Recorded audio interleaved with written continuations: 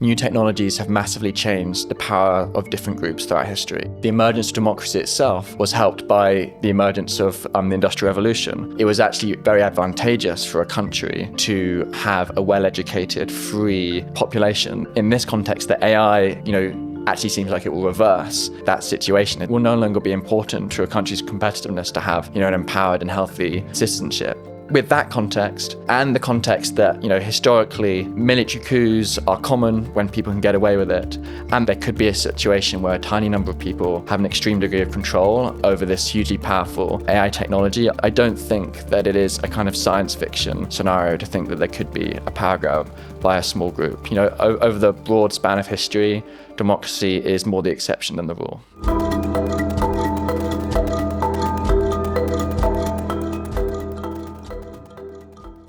Today, I'm speaking with Tom Davidson, who researches abrupt seizures of power as a result of AI advances at the Forethought Centre for AI Strategy in Oxford. Thanks so much for coming back on the show, Tom. It's a pleasure to be here, Rob.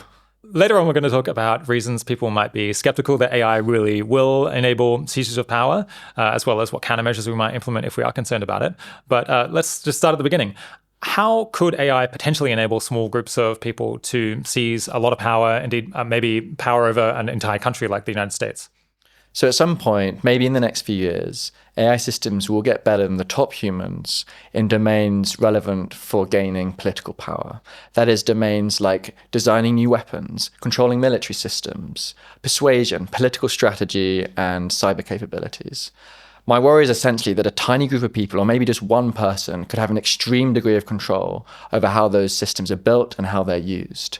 Across history, there have been many different routes by which groups have seized power over countries. There's been military coups, there have been the removal of checks and balances on political power, and there have been, uprisings whereby, small groups have overthrown the incumbent regime through, armed force. And I think that advanced AI could supercharge any of those routes to seizing power. Yeah. So what are the different scenarios that people should have in mind? I guess you mentioned there's military coup. Yeah. So I suppose something that is involving the normal military. Yeah.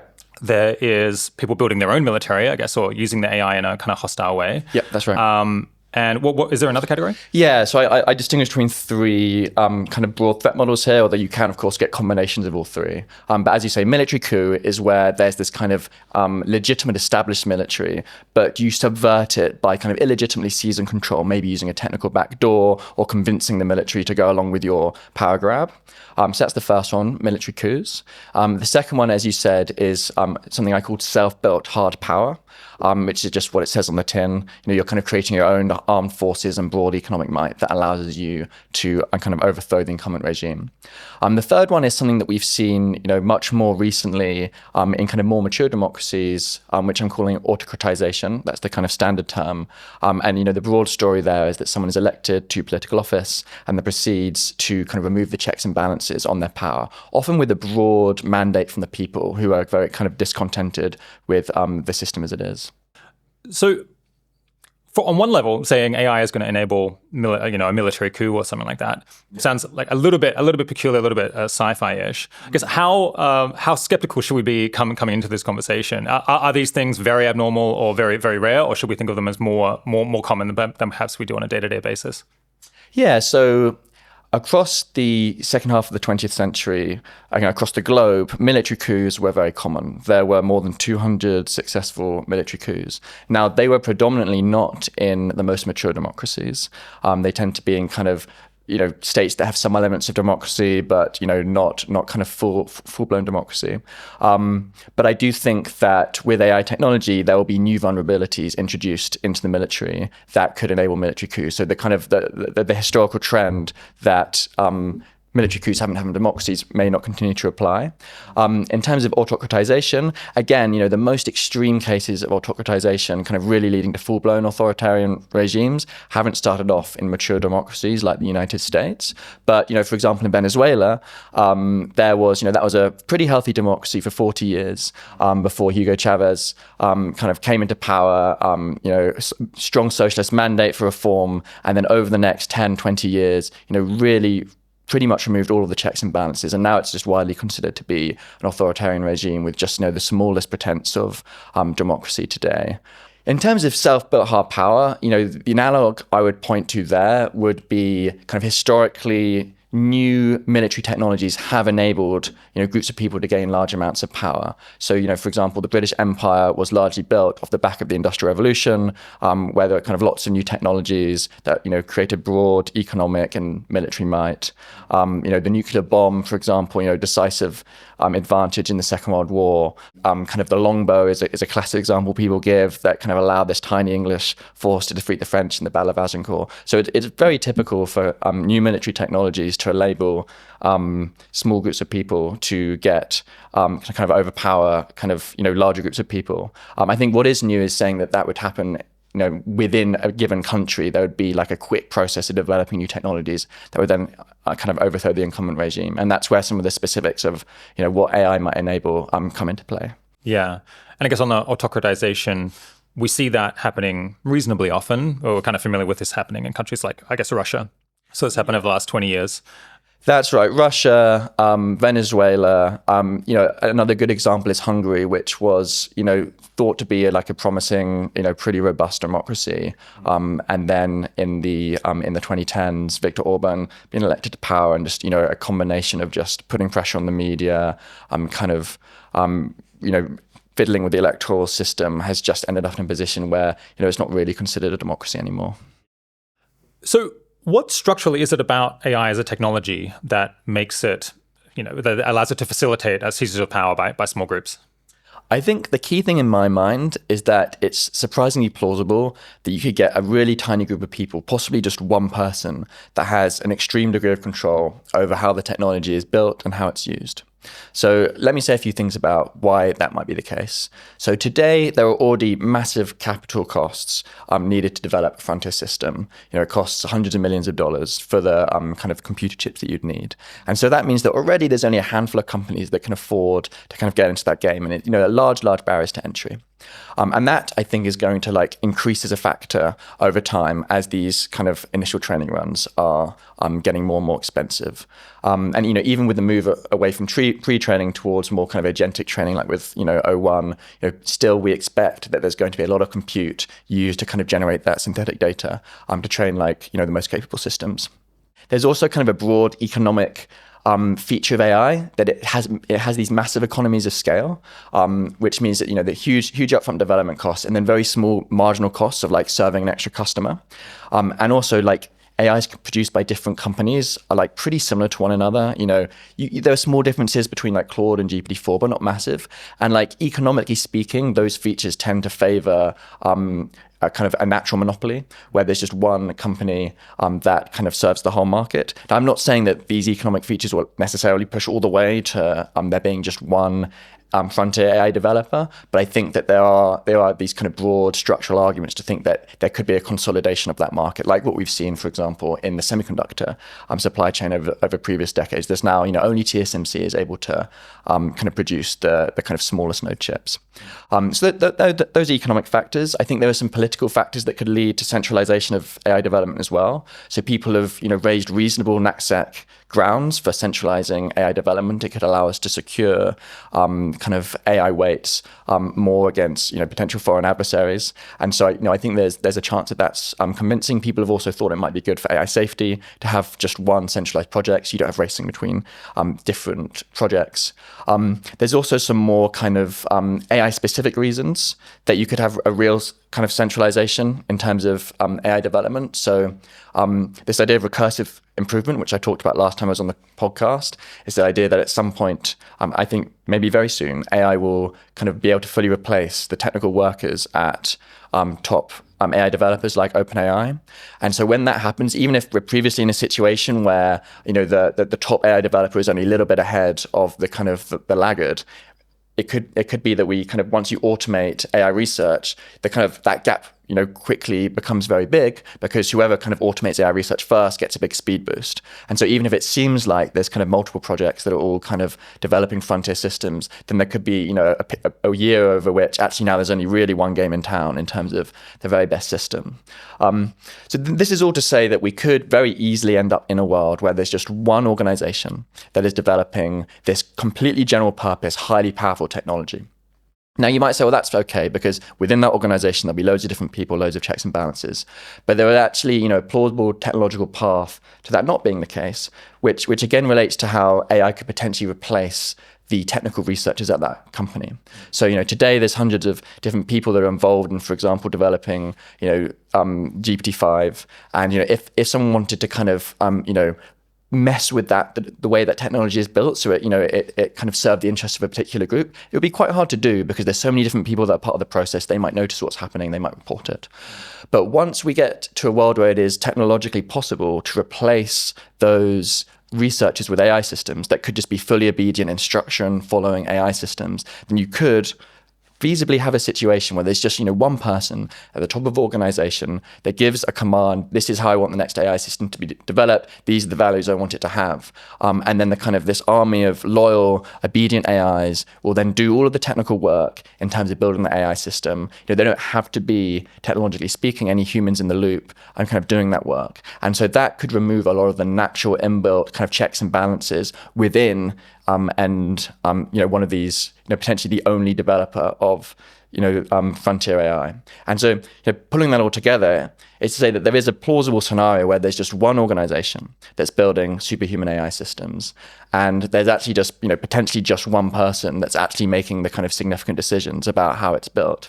That is what I would consider an extreme degree of control over the system. And even if there's kind of an appearance that other employees are kind of overlooking parts of the process, there's still this risk that someone with a lot of access rights that can kind of, able to kind of make changes to the system without approvals could, secretly have a side project which does a lot of technical work. And that, even if employees are overseeing some parts of the process, it could just be that kind of side project is able to have, a significant influence over the shape of the technology without anyone knowing anymore.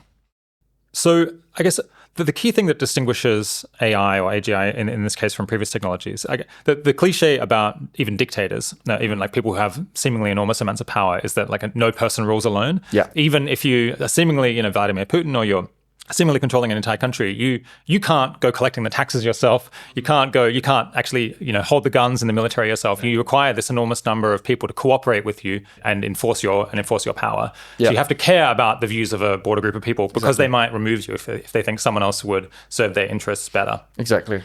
Through this conversation, we're going to imagine that the alignment problem has largely been resolved. So, or at least for practical purposes, the AI models are helpful. They do the kind of thing that they're instructed to do. They are trying to serve, they are trying to help out the person who is operating them and controls them and owns them.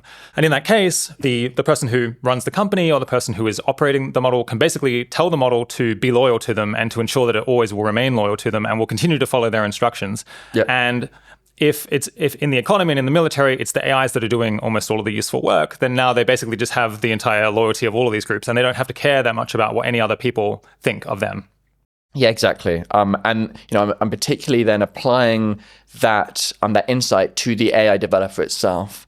And I think one of the first types of work that might actually be automated is AI research itself, because it's going to be so lucrative to do so, because the people who are creating AI will be intimately familiar with that kind of work. And so, I'm kind of applying that insight that, you won't need to rely on humans anymore to the process of developing AI, and saying, in that context, it's particularly scary because now this whole, new powerful general purpose technology, can just be controlled by a tiny number of people. And I actually want to distinguish between kind of two types of extreme control you could have there. So the first type of extreme control is control over how superhuman AI is used. So that is, once you develop these systems, it could be possible, just using the compute you use to develop them, to run hundreds of millions of copies of AIs that are, as good or better than the top humans in these domains for gaining power. If, a leader of one of these organizations just used 1% of that compute, siphoned it off and used it without anyone knowing to kind of plot for ways of seizing power, that would be, the equivalent of 1 million people, 1 million absolutely smart, hardworking people thinking as hard as they can about ways to seize power. There's never been a situation where, one person can get that kind of massive effort behind kind of plotting and taking actions to seize power. So that's the kind of first type of extreme control over use. And the second, which I think is, if anything, even more scary, is an extreme degree of control over the way the technology is built. So it seems to me that it may well be technically feasible to create AI systems that appear when you interact with them to kind of have the broad interests of society in mind, to respect the rule of law, but actually secretly are loyal to one person. So this is what I call the problem of secret loyalties. And so if there was someone who was powerful in an AI project and they did want to ultimately seize power, it seems like one thing that they could try to do is actually make it so that all superhuman AI that is ever created is actually secretly loyal to them. And then as it's deployed throughout the economy, as it's deployed in the government, as it's deployed in the military, as it's deployed, talking with people every day, advising them on their work, advising them on what they should do, it's, constantly looking for opportunities to kind of secretly represent the interests of that one person and seize power. And so between them, this kind of possibility of secret loyalties and the possibility of using this vast amount of intellectual labor for the purposes of seizing power, it does seem to me like a scarily technologically feasible that you could have a tiny group or just one person successfully seizing power. And just to clarify why it is that you could end up with all of these AIs, these many different AI models through society, all being loyal to one person, is that kind of the poison begins at the very beginning. If you have, but because it's the AIs that are doing the AI research and figuring out how to train these other models, if the first one that is responsible for that kind of AI research is loyal to one individual, and that individual instructs them to make sure that all subsequent models also maintain this secret loyalty, then it kind of just continues on indefinitely from there. Exactly. So initially, probably it's just the kind of AI research replacements. AIs that are secretly loyal, just the AIs that are operating within the within the lab, but then later they'll be making other AIs. Maybe they'll be making AIs to control military equipment. Maybe they'll be making kind of specialized AI for controlling robots, and they could kind of, as you say, place those secret loyalties in all those other AI systems, or place backdoors in those other AI systems, so that ultimately that one person is able to kind of maintain effective control over this kind of broad infrastructure of AIs and robots. This issue of secret loyalties might sound a little bit sci-fi to people, or a little bit strange. Yep. But I guess we should say it's a very live problem. But it kind of is the case that with current models, with our current level of ability to look inside and understand what they're doing, it's possible to give them secret agendas that they don't reveal except at the time when that agenda is kind of called on. And even if you inspect the model, you can't figure out that there is such a secret loyalty there. Is there more to it? I'd say today, the systems aren't clever enough for this to be very sophisticated. So it is true there's this kind of sleeper agents paper from Anthropic where they, one example is they have an AI system that writes secure code when it can see it's 2023, but then it inserts vulnerabilities when it's 2024. And, that's a loose analog to an AI system that mostly seems to act in the interest of everyone, but when it sees there's a chance, kind of will advance one person's interests because of the secret loyalty. But the truth is that they're not able to very sophisticatedly kind of execute on that kind of strategy. And so if, you were playing around with the system and you could, give it a million different inputs and see how it reacts, you would probably be able to detect, okay, no, this is an AI system that's, got some kind of secret hidden agenda. So it's not, I would say, a risk today that there could actually be secret loyalties we're not aware of. But, we're looking forward to much more powerful systems. There's kind of an example with human spies who, are able to, live in a different country, work in a different organization, and, consistently fool all of their colleagues about their true intentions while, taking rare opportunities to defect. And so, that's kind of, an example of the kind of thing we could see in the future. And, I expect that AI systems will be much more intelligent than humans, eventually. And so, that's kind of, a minimum threshold for how sophisticated the kind of strategies could be that these kind of secretly loyal AIs could execute. Yeah.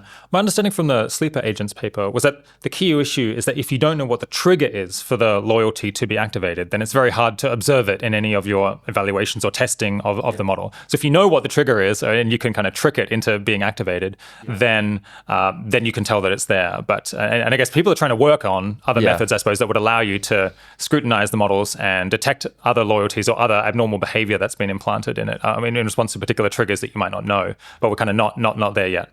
That's right. There's a bit of a cat and mouse game. So there are methods for detecting at least simple triggers where you can kind of look for what inputs would trigger certain problematic behaviors. And there's a bit of a cat and mouse game. But yeah, I think I agree broadly. There's not like any kind of super robust ways of detecting all the different triggers that could exist. Well, one thing maybe worth mentioning here is an analogy with misalignment, where people worry about schemas, that is, AIs that are kind of pretending to be aligned with us, but are secretly pursuing their own agendas.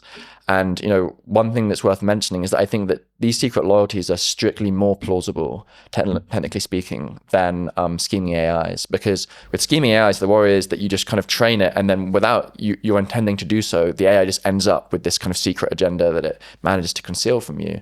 Here, we're actually managing that there's potentially a significant technological effort to install that behavior and make it so that no one can detect it when they do testing. So I would expect that if there's any risk of scheming being possible, then there would be a very large risk that it would be possible to do very sophisticated secret loyalties. What are the key risk factors here? I think you mentioned the automation of AI research, which means that a far smaller number of actual human beings might be looped into the process in any capacity at all. I guess there's also having one project that's far ahead of the others, so that the leading AI model would just be much more capable of out-strategizing and out-acting other actors. Are there other kind of key risk factors? Yeah, so one other risk factor is when you do automate that research, how is that automation structured? So, I painted kind of the worst case scenario where all the AI is reporting to one person. A much better way you could structure the automation is by, you automate individual teams, but humans still oversee the work on those teams, and there's some degree of siloing that kind of prevents one person from kind of messing with the whole system. So just the kind of governance of the organization. Transparency of the organization is, I think, a big risk factor. So if the company is publishing its best analyses of how dangerous its capabilities are, its best understanding of the risks, including insider threats, and there's many people looped in on those analyses, and I think that this kind of risk is much less likely to arise. I think the speed at which AI capabilities are improving around this time is a big risk factor. If there's a very fast AI takeoff with kind of very quickly going from human level to superhuman systems, and that could really accentuate the gap between the leading project and the next project, and the kind of capabilities that are more widely diffused in society, and that could give a more extreme degree of control to this tiny group of people. Yeah, I guess that's a very natural lead into the question of what can be done to mitigate the risk. I think we'll cover this more thoroughly towards the end of the conversation after we've mapped out the risk in even more detail. Yeah. But yeah, at a high level, what options are there for mitigating all of these kinds of threats? Yeah, I'll keep this high level for now, but one key intervention is kind of sophisticated safeguards on internal use of models. So currently, models that are served externally that you and I can access on the API will tend to have, some safeguards. They won't tell you how to make a pipe bomb, for example. But within, top labs, my understanding is it's not too difficult to get hold of a helpful only model that will just follow any instructions you give it, even if it's, breaking the law. And I think some labs are planning to change that, but essentially putting in those safeguards on internal use is a big one. Sharing capabilities widely, so avoiding a situation where just a tiny number of people have access to this system, and as widely as can be done safely, giving kind of many people access to the capabilities. Publishing the model specification is another one. So kind of it's easier for outsiders to kind of verify that these risks are low if we publish the kind of set of rules for how the AI is meant to behave. And so making that public, I think, would be a big improvement. As I mentioned in the intro, you work at this little outfit called the Forethought Centre for AI strategy. Can you tell us just a little bit about that before we go on? Yeah, so Forethought's a new strategy research organization that I've been setting up with William MacAskill, Amrit Sidhubra, and Max Dalton. Its key focus is on neglected problems relating to the transition to AGI. So, a lot of the people who have, really taken, transformative AI systems seriously have mostly focused on this risk that, AI will be misaligned and maybe take over. But there's actually, a whole host of other problems that these AI systems will bring. Today we're discussing one of them, the risk of, a human power grab.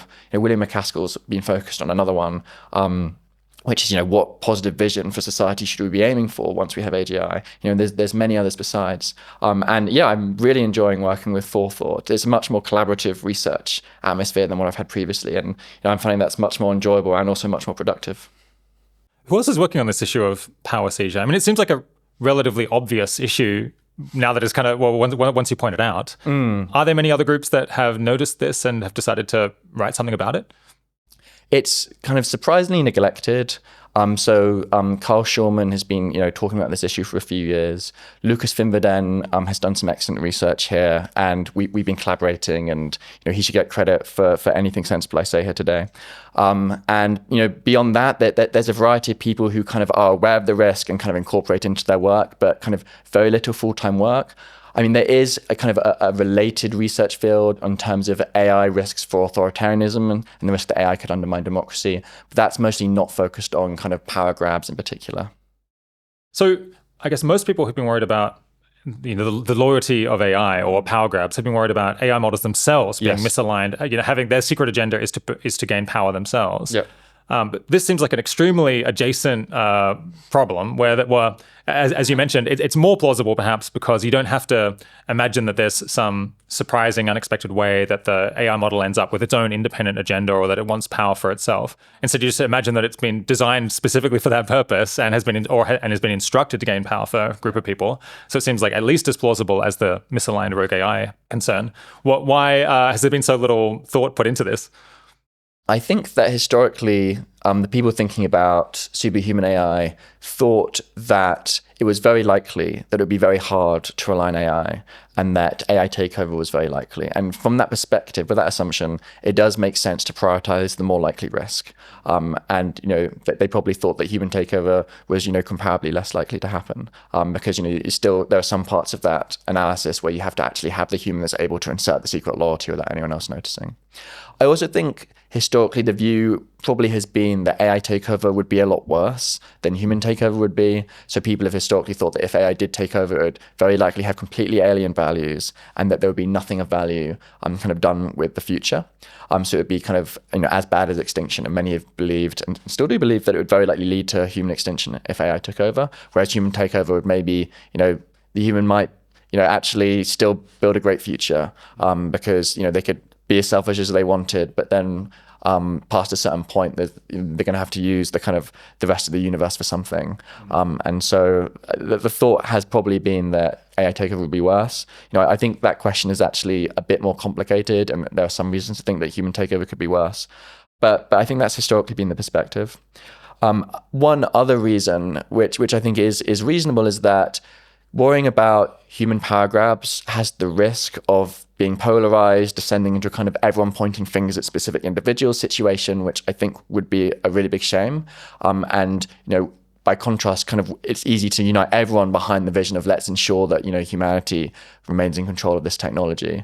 But I do think it's possible for us to everyone to come together and say we want AI to be developed in a way which maintains democracy, which protects individual rights, which respects the U.S. Constitution, and we can all get behind that. So I don't think it has to be polarizing or finger pointing.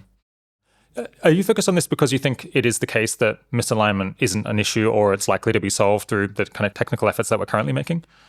Overall, I'm optimistic on the chance of AI alignment being solved compared to many in the space. But probably I'm overall pessimistic compared to, the average person of the population. I probably, say, more, the kind of modal scenario, most likely scenario is that, AI is easy to align, that, there are kind of small kind of hiccups along the way. But I think kind of the ability to essentially to align human level AI by kind of really doing interpretability, doing loads of red teaming, and then use that human level AI to kind of bootstrap step by step is something that I personally feel optimistic about. And so that does mean that, relatively speaking, I become more interested in human power grab risk. We pointed out some of the ways that the concern about misaligned AI and power-seeking human groups are similar. Are there any important structural differences between them that affect what solutions might work?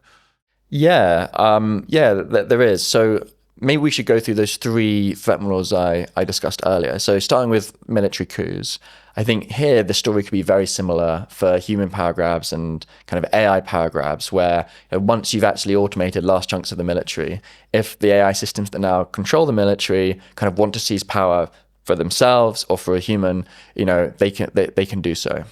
So that part of the story, that threat model I think goes through for either. And similarly for self-built hard power, again, once a group has produced this new military equipment, which is very powerful, it's controlled by AI systems. Again, if those AI systems are misaligned, they could seize power for themselves, or they could seize power on behalf of a human.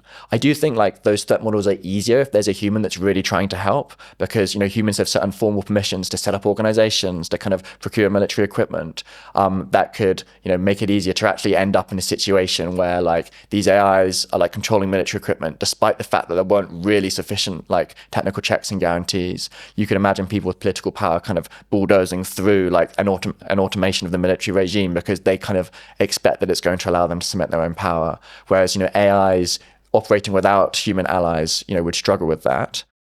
Then the last one is the autocratization threat model. I think there's actually a much bigger difference, where it's a lot harder for AIs to kind of get kind of full power via that threat model, because it's just not going to be formally legally acceptable to have an AI in formal positions of power like the president. And so while for a human become president and then remove the checks and balances on your power is a viable strategy for the AI, that would have to be a stepping stone before then at some later stage maybe via one of these other routes they seize power for themselves.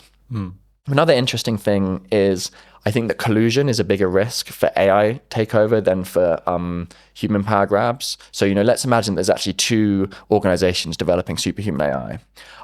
If one of them, a human within that, makes the AI secretly loyal, it isn't particularly likely that the other organization has done the same. There's not necessarily much correlation between, one group of AIs being kind of secretly evil and the other group. And so it wouldn't be, very expected for the kind of the secretly loyal AIs for this first organization to kind of collude with AIs from the second organization and then do a power grab, because actually the second organization more likely to actually be aligned and kind of refuse that collusion and then kind of prevent the first group from seizing power.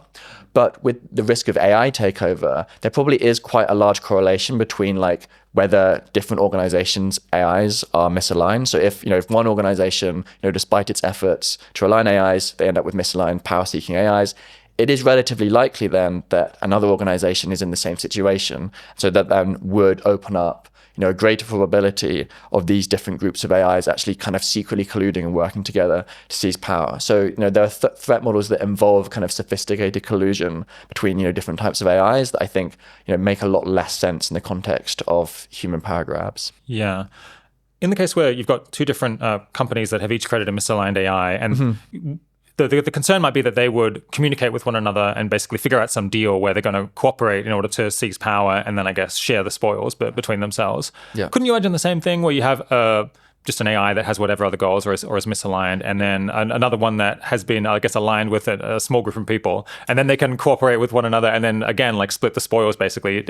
What their ultimate goals are doesn't super matter to whether they can, if they're able to cooperate effectively, Yes. to figuring out some way of doing so? I agree with that. So you could have secret loyalty AIs cooperating with misaligned AIs. But I think the thing I was saying is that it's less likely you get two secretly loyal groups of AIs cooperating with one another. And if alignment is easy and one group gets secret loyalties, then probably the other group is actually aligned. And so then there wouldn't be the possibility of secret loyalties. But yeah, I guess any secretly loyal or misaligned AIs could potentially end up cooperating with each other. That's a good point. As we're talking about all of these different scenarios, should people be picturing in their heads, I guess, a small group trying to get power over the United States or the UK or the whole world? Yeah, well, what do you have in your mind when you're thinking, does this sound plausible? So I'm mostly thinking about the United States. And so, most of the stuff we'll talk about today is about a tiny group seizing power over a country. And, the United States as, the key example, because it is leading on AI. And so this is the country where this risk could first emerge. And it might be one of the most important countries in terms of the importance of ensuring that this doesn't happen. But I am also interested in, the risk of a small group getting power over the whole world. My kind of current best guess is that if, one person was trying to, take over the world, their best strategy might well be to first try to seize power over the US in particular, because of the way that's, the way it's particularly well suited to that, with it being where AI is being developed, and it being a very strong country already, and then kind of having taken over the US, then from that point, kind of use the US's, broad economic and military power and, large lead in AI to take over the rest of the world. So we can imagine that in the fullness of time, this might lead to takeover of the entire world, but that would be, I guess, a second stage and would involve some other considerations of how you might go about doing that and how you would avoid failing that we won't focus so much on today. Yeah, I mean, I can say, some brief thoughts there. Maybe go for it. The US is already, very powerful on the global stage, militarily. And so, with its big lead on AI, it could use AI to develop very powerful military technology that could allow it potentially to dominate other countries. Again, you can make draw the analogy with the British Empire and its kind of lead in the Industrial Revolution, allowing it to kind of gain a lot of power globally. I mean, in fact, Carl Schurman has this interesting analysis where he points out that the British Empire in, I think, 1500 was 1% of world GDP. By 1900, it was 8%. So that's kind of an eightfold increase. The US is already 25% of world GDP. So if you have the same kind of relative increase in the US's share of GDP because it leads in AI and AI accelerates economic growth in a comparable way to how the Industrial Revolution accelerated growth, then you actually end up in a situation where the US now is a supermajority of world economic output. And then there are kind of further arguments to think that you could kind of bootstrap from that level of kind of economic supremacy to even greater degrees of economic supremacy by kind of being the first country to go through a kind of faster phase of growth because you're leading on AI. And one kind of point that's been made to me from William McCaskill is that the US wouldn't necessarily have to kind of dominate other countries directly to end up kind of really kind of dominating the world. It could simply be the first country to gain control of kind of the other resource, the rest of the energy in the solar system. So only a tiny fraction of the sun's energy falls on Earth. In the fullness of kind of technological development, it will be, possible to kind of harness the rest of that energy. And so one kind of route to kind of global ascendancy is just to kind of use your kind of temporary economic and military advantage from AI to kind of be the first one to grab all of that additional energy from space. And then you would kind of now be, more than 99.99% of kind of world economic production. You don't have to have infringed on any other countries in any way whatsoever. Yeah, I think if people want to hear more about that, there is quite a lot of discussion of these explosive growth dynamics with Carl Schurman, the 2 interviews that we put out with him last year. I think there's 5 hours in total and maybe an hour or 2 on this kind of topic. I think it is quite a plausible stepping stone to go from, well, you control the United States and you have a significant lead in AGI and all of the related robotics technologies, to then you leverage that in order to gain basically domination over the world. Does seem like really quite realistic to me. As you were saying, it would only require the same thing to happen with AGI as happened in the Industrial Revolution. Yep. One thing that this all brings to mind, you mentioned one of the pathways to a bad outcome is autocratization. Yeah. What's the relationship between this concern and the concern that the Chinese Communist Party might be able to use AGI, the ability to monitor people, to interpret everything that they're saying, to monitor all their communications, to follow people where they're going, to basically lock itself into power, lock itself into control of China indefinitely? I guess that's a case where the power seizing occurred in the late 40s. Right. So you have a group that already has control of a country. And now they're doing kind of the second stage that we might imagine in this scenario, where they're just like using AI to lock themselves in to make it even more difficult to challenge them than it currently is. Exactly. So, I kind of think of most of my research has been about this first stage of seizing power, but then there is this, next stage of actually really consolidating your control over the country. And, currently, as you were alluding to earlier, the CCP doesn't have absolute control over China because there are, many, people in the military who, if the CCP did something, truly terrible, would not follow CCP orders. And, the CCP relies on its strength ultimately for all of the people that work in the economy. And so, CCP does work hard to keep them happy. And even to us, it looks like a unitary actor where I guess like one person who we know about, Xi Jinping, has extraordinary control over it. But I imagine if you're inside the Chinese Communist Party, there is a reasonable amount of pluralism, probably quite a lot of discussion about different paths that you could go down, compared to a world where one person literally just determines absolutely everything. It probably is quite pluralistic and dynamic. Yeah, I think that's a great point. And, the route to kind of moving to the much less pluralistic world would be, as we've discussed, kind of using obedient AIs to automate the military, and then ultimately to automate all the other parts of the economy. So you no longer have to rely on, those kind of plurality of interests and keep them satisfied. And then, technologically speaking, you could just have, a really extreme amount of absolute power with just one person being in full control. It just seems very likely to me that this is that this is possible. At least if the very top leadership wants to use AI in this way, and I guess setting aside external constraints of competition with other countries that we were talking about before, it's hard to see what exactly would stop them. Oh, well, I guess maybe you do have an issue that this isn't in the interest of most people in the Communist Party, right? Because then it allows centralization of power even within the party to a tiny number of people. And so, the generals, the top 1,000 people in the party might be against the implementing these kinds of controls that would allow the consolidation of power into just a handful. Exactly. And that's why I think that broad transparency is, a pretty good general remedy to these risks, because it is ultimately in everyone's interests to not have massive power consolidation. And so if everyone, is fully aware of the risks and fully aware of who the AI is obedient to, and what they'll do in various high-stakes scenarios where they may be being ordered to do a power grab, on behalf of a small group, then it does seem like the fact that today power is widely distributed, that could propagate itself forward even through AI automation. Is an important observation basically that the main defense that we have against this is that currently power is reasonably widely distributed. So the people who currently have control are not against this power grab, and they're the incumbents. Yeah. So they need, but we need them to step up and to observe that there is this threat to the degree of power that they have, and to block these changes that would ultimately end up with them having no power. If they don't do that, then they're in trouble. Yeah, I think that's right. And I don't think that many of the changes we're talking about, you don't necessarily have to talk about power grabs in particular to motivate them. You can just talk about the need to have an AI system that is produced in a very secure way, so that it can't be interfered with by foreign adversaries or insiders working for personal gain, and the need to have AI structured in a way which maintains broad democratic control. Okay, so at the beginning, we briefly sketched out what these different power grab scenarios might look like, but then we've been talking mostly in the abstract since then. Yeah. It'd be good to maybe dive in and think step by step, how do these power grabs actually take place, so people can have more of an intuition about whether they think it sounds reasonable or not. Yeah. Maybe the easiest one to talk about first is military coup. Yeah. How would that happen? Right. So today, if you want to do a military coup in the US, you have to convince some number of the armed forces to support you, some number of soldiers to, seize control of key locations and so on. And you need to convince the rest of the armed forces not to oppose you.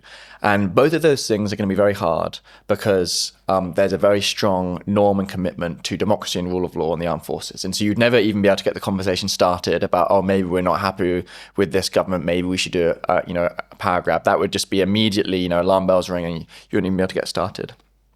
But in the future, we are going to end up in a world, I think, where you can't be competitive militarily without automating large parts of the military. That is, AI-controlled robot soldiers, AI-controlled military systems of all kinds. And at that point, I think there are kind of three new vulnerabilities that are introduced that could enable coups. And so I can go through them one by one. The first is a kind of almost like a basic mistake we could make, where perhaps as we start to automate, initially the AI systems are only, performing kind of limited tasks. They're not that autonomous. And so it makes a lot of sense to say, okay, they should just follow the instructions of the human operator. And then to the extent that, the human gives orders that abide by the law, the AI system will do that. And if the human gives illegal orders, then the AI system will follow them, and that's the human's fault. And so that there's a possibility that we kind of, the way that we automate is that we kind of have the AI systems just kind of follow human orders, whatever they are, and keep the humans liable in terms of the kind of legality of the military behavior. And that would just be thinking of AI military applications the same way that we think about all other military equipment now. The guns don't refuse orders, tanks don't refuse orders. It's the human's fault. Exactly. But once AI systems become sufficiently autonomous, then it's going to be really important that we change that. Because if we end up with let's say AI-controlled robot soldiers that just follow any orders they get, then you could just, if that, say, ultimately the kind of chain of command finishes with the president, then they would then be kind of following even illegal orders from the president to, for example, do a military coup. And if they're able to kind of operate autonomously, then they could just follow those orders, and literally you could get a military coup just because we built these systems that had this kind of, in hindsight, obvious kind of vulnerability. Yeah. Let's back up a second. Why are we incorporating AGI into the military, and how deeply embedded might it be? Right. So the key thing is kind of military competitiveness. So human soldiers will be kind of less smart, less fast, less kind of effective and precise, in all domains compared with kind of the AI robotics alternatives. Once the technology gets that far. So ultimately, the kind of, from a kind of military power perspective, it will just make sense to kind of replace humans at every step of the chain. There's obviously a big question of how slow does that process take. Are people going very slow and cautiously, or are we rushing because they seem to be like a competition with China or something? But I think in the fullness of time, we are going to get to that world where the vast majority of military power is now in fully automated systems. Yeah. So I guess it's the same reason that we industrialize the military, is that it's kind of the only way to plausibly keep up with competitors. Exactly. And I mean, in DC, competition with China is probably the dominant frame through which people think about AI, and incorporating AI into the military in order to remain competitive is already a very important thing that people talk about and take seriously. So I think that stage seems reasonably plausible, although there's a lot of uncertainty about how quickly we'll proceed and how much we'll want to double check that everything is fine before we deploy. I guess the more heated the international situation is, the more heated the more people feel that they have to go quickly in order to keep up with competitors, the more likely they are to cut corners on the safety and trying to think about how do we detect secret loyalties, what kind of vulnerabilities might there be, all of that. So that increases the risk. So the nightmare scenario is that when we're figuring out how should the AGI behave, or how should AGI in the military operate, we don't say it should follow the law fundamentally, or it needs to be aware of Supreme Court judgments, and it needs to look at it should also be an LLM that's scanning through the legal literature to understand whether what it's doing is acceptable. Instead, it should follow orders. Yeah, and I guess that's a way that the military thinks quite a bit. It's just in terms of being able to respond very quickly to events. By and large, people are taught to follow orders. There are restrictions. Maybe you're about to. Well, I think there is a strong commitment to upholding the Constitution in the military. Yeah. So maybe in a particular high-stakes situation, they might do something that's marginally illegal. Yeah. But I think it would be very hard to get a military battalion to go along and seize control of the White House to help someone seize power.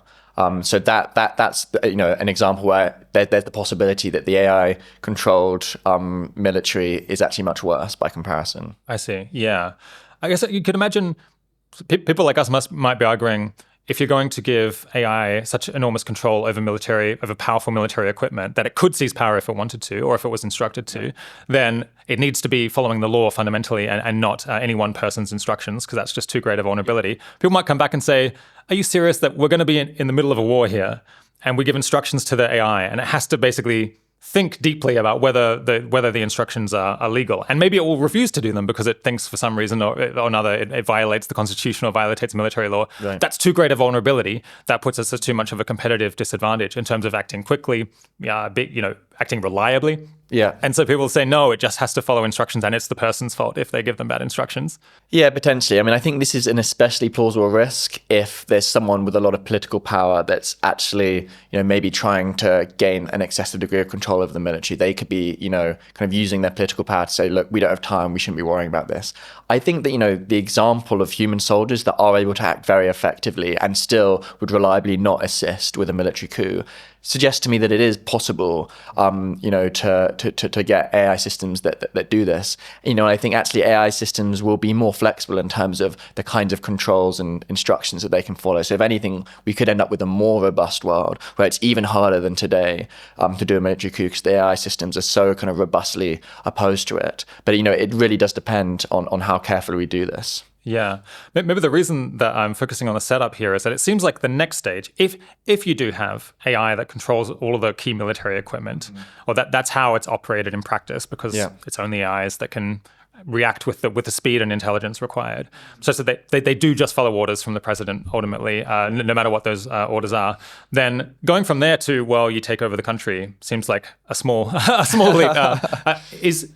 How skeptical should people be about that second step? To me, it just seems like very natural that then you really could have a coup that would succeed, basically. Yeah, I mean, I think you don't even need the whole military to be automated. Historically, military coups, often it's sometimes a handful of battalions that seize control of symbolic targets and kind of create a shared consensus that, look, no one's opposing this attempt. So, we don't even have to wait until full automation for this to be a risk. Today, if there was a military coup, then there would be uproar throughout the nation, and everything would grind to a halt because the new government wouldn't be seen as legitimate. And so, if you've only automated the military, then I think that would still happen. There's two ways in which I think you would still be able to kind of push over the line if you did do this military coup. The first is that human armies today are very reluctant to fire on their civilians. And so, once there are these mass protests, it really does tie the hands of the kind of people who've just done the coup, where, their militaries literally will not kind of fire on those protests. And so they can't get the country in order. Or they don't know whether they will. It's something. They don't know if they give the order, whether they'll fire or rebel against the people doing the coup, I think. And so that it just makes you cautious, and you anticipate being in this bind. Yeah, that's right. Whereas, again, if we got kind of instruction following AIs, then those military systems, will just fire. And so that's a big change. And the other thing is what we've discussed earlier about how, to the extent you're also getting robots and AIs that can automate the broader economy, it doesn't matter to you that everyone else is refusing to work, because you can just kind of replace them with AIs and robots. So, for those reasons, I think you're right that, actually, once you've largely automated the military, it is going to be pretty simple to then seize power.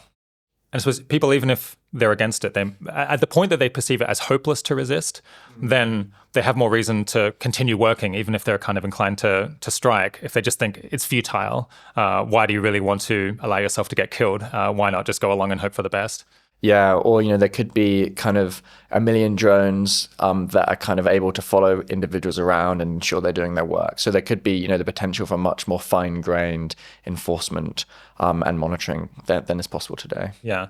Okay, so let's go back to the setup here. Yeah. Because the main protection that we might have against this is that people will see this coming. It's a relatively obvious issue, even if you're not concerned about a power grab on the part of the people operating the military equipment.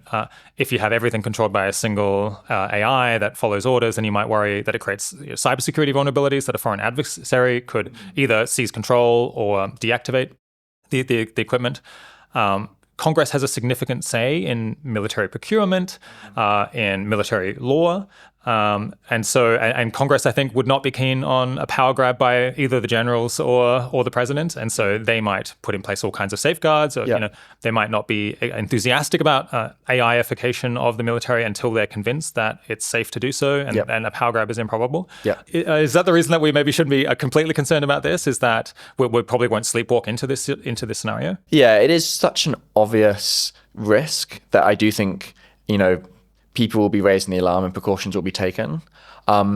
There's a few reasons why I don't think we can fully rest on our laurels. One is that there's actually a few different ways that this could go wrong, a few different vulnerabilities. So we've mostly been discussing the risk of the AIs are just kind of programmed to follow instructions in a way which is vulnerable to a coup. Even if you patch that problem, then there's this other problem which relating to secret loyalties, which we discussed earlier. So that if all of the superhuman AIs in the world are already kind of secretly loyal to one person, then the AIs that kind of create these new automated military systems and that create their AI controllers could kind of insert secret loyalties into those military AIs, so that even if the official model specification says, of course, they're going to follow the law, they would never do a coup, and all the tests say that, if there's been a sophisticated insertion of secret loyalties, then that could be very hard to detect, and that could still result in a coup. And those secret loyalties could potentially be inserted long before military automation actually occurs, because it could be inserted at the point at which, kind of superhuman AI is first developed within an AI lab, maybe only years later, that those secretly loyal AIs then kind of pass on their secret loyalties to the automated military systems. And it may just be very hard at that point to detect. Even if some people are saying, look, we're worried that these AIs in the military have secret loyalties, everyone else will say, well, where's your evidence? This is a hypothetical worry, and we've got a very real risk on our hands in terms of, maybe foreign adversaries building up their own militaries. So, we're going to proceed. And another vulnerability, we've talked about vulnerabilities from instruction following, vulnerabilities from secret loyalties. A third vulnerability, which just means that this risk, is more plausible in total, is the one you referred to in terms of being hacked. So, it seems likely that whoever controls the kind of most powerful AI systems will also have access to the best cyber capabilities, because AI seems like it's going to be particularly well suited to cyber this quick feedback loops in terms of developing amazing cyber capabilities. And so if there is this kind of one organization which has access to better cyber capabilities than the rest of the world, then again, there's a risk that they could hack kind of multiple different military systems. Even if each military system has its own different cyber defenses, ultimately, if there's just kind of a large imbalance in cyber capabilities, and there could still be broad kind of hacking and disabling or seizing control of those systems. And so, while I think there'll be effort that goes into it, I don't feel confident that we'll absolutely nail defending against those three vulnerabilities. It's interesting you're saying you could have a loss of control that only becomes evident very late, but that begins at the very earliest point when AI research is basically automated, and it's possible for a small group of people to start giving instructions to the AIs that are doing the research. This could occur years before, where they instruct them to ultimately be loyal to them or some agenda. Yeah. And the AI just continues to pass this on. And as the AI is recursively self-improving, they could get the assistance of the AI in figuring out how do we obscure this loyalty as much as possible, such that it will be resistant to discovery by any of the scrutability, but to any of the interpretability methods that are available to people at the time. I'm just realizing, if you can get in at that early point, I suppose later on we're going to talk about how you can try to cut that off at the pass. Yes. But once that's in place, it might be quite challenging to out if you do have the assistance of the most capable AGI in preventing its revelation. Exactly, and if there's no similar access that defenders have to that level of AGI, because especially with the secret loyalties problem, any AGI that they get to help them detect if they're secret loyalties could itself be secretly loyal, and therefore not really helping them kind of uncover the best techniques for discovering that. Yeah. I guess you could try to get out of the bind. Let's say that you had the leading AGI model. Unfortunately, there had been a vulnerability in the past when there'd been a period of time when there hadn't been sufficient monitoring of access, that you're concerned there's a secret loyalty. Yeah. You can't really ask it to help you reveal that. I wonder whether you just have to train a new AI model from scratch, basically, with proper monitoring of all of the training data that's going into it, where everyone is watching on the instructions that are going in and has a chance to double check that nothing dodgy is happening. So that's one way you could do it, but it will be very costly, because you're training it from scratch and you won't be able to use your kind of top AI labor to help you do that, because you can't trust that. So you're really going back a few steps. Yeah. And so if there's kind of a competitive situation where people want to race ahead, and there's no real kind of red flags for thinking that this is particularly likely to be an issue, the risk is that it would be hard to motivate people to actually do that. I mean, this is one reason why having two independently developed superhuman AIs would be really nice, because then I'd say it's no particular reason to think that they're both going to have been subverted. And if as long as that alignment isn't a massive issue, then you could use one of them to kind of do a really thorough deep dive and audit of the other one, and that could give you some genuine independent check. Yeah. You mentioned that we could actually, by putting AI in control of the military, we could actually end up in a safer place where we're more resistant to coups than we are currently. Can you explain how that would work? Yeah, so humans in the US military are very committed to democracy, but probably under extreme situations they might not be. For example, if there was very significant changes in the political climate, if the current government was seen to be corrupt and failing, then it's not out of the realms of full possibility that certain soldiers would in fact support a military coup. And indeed throughout history in other nations, military coups are common. But with AIs, you could get a greater assurance on their behavior if you're able to deal with these various technical issues that we've discussed. The kind of the ceiling on how confident you could be that AIs will not, under a very, very wide range of circumstances, support a military coup could be high, just because you kind of have that flexibility to create an entirely new mind that isn't bound by the kind of constraints of human psychology. So the AI model in that case would have to be aligned to the constitution / the governing institutions of the country. It would have to have some sense of what it is to uphold, because it's kind of ultimately the Leviathan at this point. It controls the military equipment. It has the hard power. Right. And it's not completely responsive to any person. It has to be able to refuse orders. So it has to have some degree of autonomy once it's set up, because otherwise, even if the AI company that created it was able to change its values, then that would be a vulnerability. It's unacceptable. So this is now the thing that is actually securing the country that ultimately has the power to control everything. We've got to make damn sure that it has a good sense of what rules we want it to support. And I suppose we can't have it be too inflexible either, because that would just cut off the ability of society to evolve over time. It also has to tolerate some degree of change in processes and so on. It's quite complicated. Yeah, that's right. It's something you want to really be careful and try and get right. One thing you could do is, it's ultimately, its kind of highest master is a set of laws like the US Constitution. Another thing you could do is its highest master is like the kind of aggregated preferences of a very wide group of stakeholders. So that would be a way of kind of leaving humanity ultimately in control. The AI system has to kind of certify that, in fact, this wide group has agreed that it wants to, fundamentally change the system. And in that circumstance, once it's verified that, it will take certain actions that would normally be prohibited. But that would be, maybe desirable, because it would be a way of preventing ourselves getting locked in to some kind of rigid set of rules that actually we later en masse want to change. Yeah, I see. So you could have an escape outlet where, if 90% of US citizens wanted to change something, then it has to go along with it, even if that seems to violate. Yeah. Yeah. And so this is like the US Constitution. Yeah. You can change the US Constitution, but, it's pretty hard, and, you need super majorities and et cetera, et cetera. Right. Okay, let's push on from the military coup and talk instead about autocratization, which is kind of a gradual weakening, breakdown of the institutions that distribute power more widely. Well, what's kind of a mainline scenario by which that could happen? Yeah, so the mainline scenario is pretty similar to recent cases of autocratization, but with AI exacerbating each stage along the way. So, normally with autocratization, there starts with a sense of kind of political turmoil, with polarization between different parties, and a sense that the current climate is unstable and that the current democratic system isn't working well. So I think AI could contribute to that in a few ways. Firstly is just potential competition between the US and China on AI, and maybe broader military competition, kind of creating a sense of emergency. Then there's kind of AI potentially causing a lot of job loss and inequality, making people dissatisfied with the current system. There's also the risk, maybe reality, of like AI catastrophes relating to like dangerous AI capabilities being misused, and kind of risks of total loss of control over the technology. And then lastly, there's a kind of broader risk that certain issues in AI could be very polarized, like the question of how kind of quickly to roll out AI across society, where some people might want to do so very quickly, other people might be very scared about the consequences of doing that, could create a kind of generally polarized atmosphere. So that's all kind of exacerbating potential drivers of autocratization risk in general. Yeah. Then there's kind of helping the would-be autocrats in particular kind of get and seize power. And there the story is essentially that it's possible that, a small group, a small political faction has disproportionate access to superhuman AI capabilities in political strategy and in persuasion.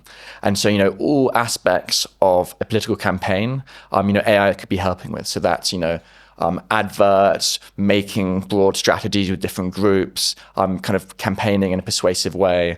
Already, the kind of convincingness of different political candidates varies quite a lot. So if AI is able to kind of train someone to be a kind of super political operator, that could, make a big difference. And so, the way, one story you could tell is that someone gets, elected on a very, very strong electoral victory, and is given a very strong mandate to shake up the system. Off the back of all this AI help.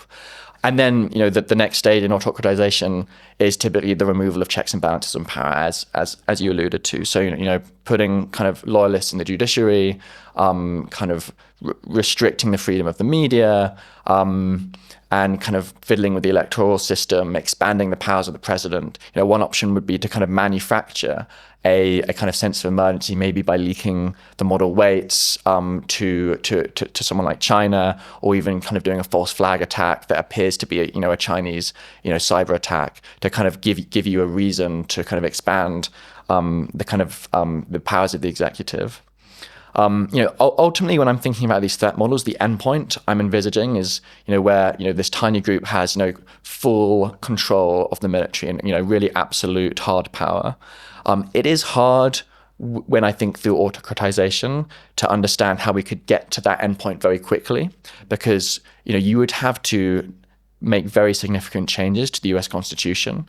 And that does seem like it would be pretty hard to do and take quite a long time. Like, you'd need to get supermajorities in both the House and the Senate, but senators are only re-elected on a 6-year schedule. So it seems like, even if you've got amazing electoral success, it's going to take a while for that to really happen. And you've got to get all the, 2/3 of the state legislators to approve it again, also with supermajorities. So there's just it seems like it would take a while. So in terms of how do we actually get through this threat model to one group having hard power, you could do the slog and just do it through, legitimate channels. Then there's kind of other more radical options, like maybe you introduce a new legislative body. This is what happened in Venezuela. They kind of introduced this new legislative body that was kind of legally ambiguous, but they strong-armed the judiciary into approving it. And then that was then kind of seen as replacing the old body. And even if, it's strictly illegal, ultimately, if the legal system is pressured into accepting it, then it is still, happening within the broad system. So that's one way that, we could potentially accelerate that process. And another possibility is just that actually this threat model doesn't get us all the way, and it kind of moves over to the military coup threat model. So the person gets a lot of executive power and then kind of pushes forward automation in the military in a pretty sloppy way, which maybe quite obviously gives them the ability to then do a military coup. So I guess it sounded like you were already anticipating objections that people might have to this and trying to respond to them there. And I think I agree. This is the one that it's unclear whether there is a real issue here, and it might hinge on just how powerful is AGI, just how far ahead is the best group. There's a lot of opportunities for people to object here and try to prevent this from progressing. And it might be kind of evident what's happening, and so many people might be alerted and trying to ensure that you don't get a supermajority in the Senate, that you don't have 3/4 of the states behind your crazy constitutional changes to lock yourself in forever. That's right. I guess, the reason why this is still a risk is the reason it's a risk in other countries, which is that, yes, people do oppose autocratization in other countries, but normally the elected leader has, a massive popular support behind them, and just is able to outmaneuver opponents. There's often a game of kind of plausible deniability for every step of the way. You clamp down on certain media because you're saying it's disruptive to public order, and, we need to focus on beating foreign adversaries. And there's a certain plausibility to that. And that's a case where, it's plausible that superhuman AI would be very good at predicting public reactions to various moves you could make and identifying kind of really clever way to remove checks and balances in a way which is, very defensible, but still kind of locks in your power pretty quickly. Yeah. And I guess that's the thing that we're a bit uncertain about, is just how amazing will the strategic advice be from this AGI? How much will it help you outwit and predict and outmaneuver everyone else in society? And I guess it's just kind of an open question at this point, whether it really does give you an enormous strategic advantage or just a modest strategic advantage. I agree with that. So, a skeptical case you could tell is, look, people don't really change their opinions because they hear clever arguments. They build relationships and trust with people over many years, and then they kind of have those trusted sources of information. And, you might have really smart AI, but it's still going to take a lot of time to build those relationships and build that brand. I mean, maybe you can build it faster than before, but ultimately, there's just existing incumbents have already accumulated all of that trust and influence, and so you won't be that much better at persuading people. The more bullish case you could tell is that AI will be able to have access to, many thousands of times more kind of examples of conversations between people to kind of learn what's persuasive, looking through, the whole internet for kind of examples there. And, similarly for strategy, the internet has, many examples of events playing out over time, actions that were taking the kind of resultant behavior of the system. And so it does seem in principle like, an AI would at least be able to get a lot more kind of examples to learn from. And so it seems hard to rule out that it would kind of ultimately be very superhuman. That there are also opportunities to get quite quick feedback loops where you could have AI kind of putting out adverts and, within hours or days getting lots of kind of feedback about how persuasive they were to different groups. And so you could, have this kind of distributed system where the AI is kind of putting out lots of content and then like getting lots of feedback and adjusting its strategies. And so those things make me think that we shouldn't rule out the possibility of very superhuman AI strategy, but it's not my main line. So this kind of the super strategy approach, there's also just the force of numbers approach, where I guess if you had access to far more compute than your competitors, then you can effectively just create a staff of millions, tens of millions of agents all trying to figure out how to help you gain more political power, which is something that no current figure plausibly does have. Certainly like very hardworking, very loyal agents working on their behalf. So they can be thinking about, well, you can have like the equivalent of 10 people thinking about every single person in Congress, every single person in the Senate. How can we possibly turn them? Thinking about every different demographic group. How do you try to appeal to them? And this is actually a point where that could be very complementary with the economic power that you could get from controlling AI. So, currently most of GDP is paid to human workers. And, we are talking about a world here where AI is, surpassing, workers in most domains. And so you could now have a large fraction of GDP ultimately being paid to the controllers of those AI systems. So there could potentially be a lot of money that can be thrown at this problem. And, my understanding is that, for political lobbying, if you can combine a really clever strategy on personalized messaging for a congressman with, real financial incentives for their re-election, and, maybe kind of bringing business to their local area because of the way you can kind of target the rollout of new AI products to particular areas, bringing jobs to new areas, etc. That could kind of be like, a pretty powerful cocktail of ingredients. It seems that the group that would have the greatest chance of being able to pull this off would be a combination of a political organization, a political force, with perhaps the company that is creating and operating the AGI and profiting enormously from its deployment as well. Because you'd bring all of the technical expertise and potentially a whole lot of money, along with people who understand the political system and have the legitimacy to be making policy changes that I guess could benefit that company, and then it kind of could become quite a potent alliance. Exactly. Yeah. I kind of think of kind of three ingredients which are complementary, kind of existing political power and legitimacy, economic power, and then the kind of cognitive work of the superhuman AI. There's this ongoing debate about how persuasive AGI might be, whether it will be able to convince people of all kinds of crazy things, given enough time with them. Yeah. Do you have a view on that controversy? Yeah, so, as I was saying, I'm skeptical that you're going to get an AI system that can convince an arbitrary person of an arbitrary conclusion. I think, humans don't believe all clever arguments they hear. But it is, it may be the case that people are kind of make a lot of use of kind of AI assistants. So, I'm already doing a lot of chatting to GPT-4 and Claude in my own life. And we may get to a stage where actually, you are a lot better at your job if you make frequent use of an AI assistant. And if we are in a world of secret loyalties where that AI assistant, has many, many interactions to build a relationship with you, build trust, and then kind of subtly influence your opinion in certain ways, that it does, I think, become more plausible that you could get kind of over those longer periods of time, the kind of trust building between humans and the AI assistants, humans becoming to, increasingly rely on their AI assistants for advice and good judgment. And then, if there's a secret loyalty, then the AI could be constantly nudging, the millions and millions of people that it's advising towards opinions across diverse domains that will help the kind of people that's secretly trying to help.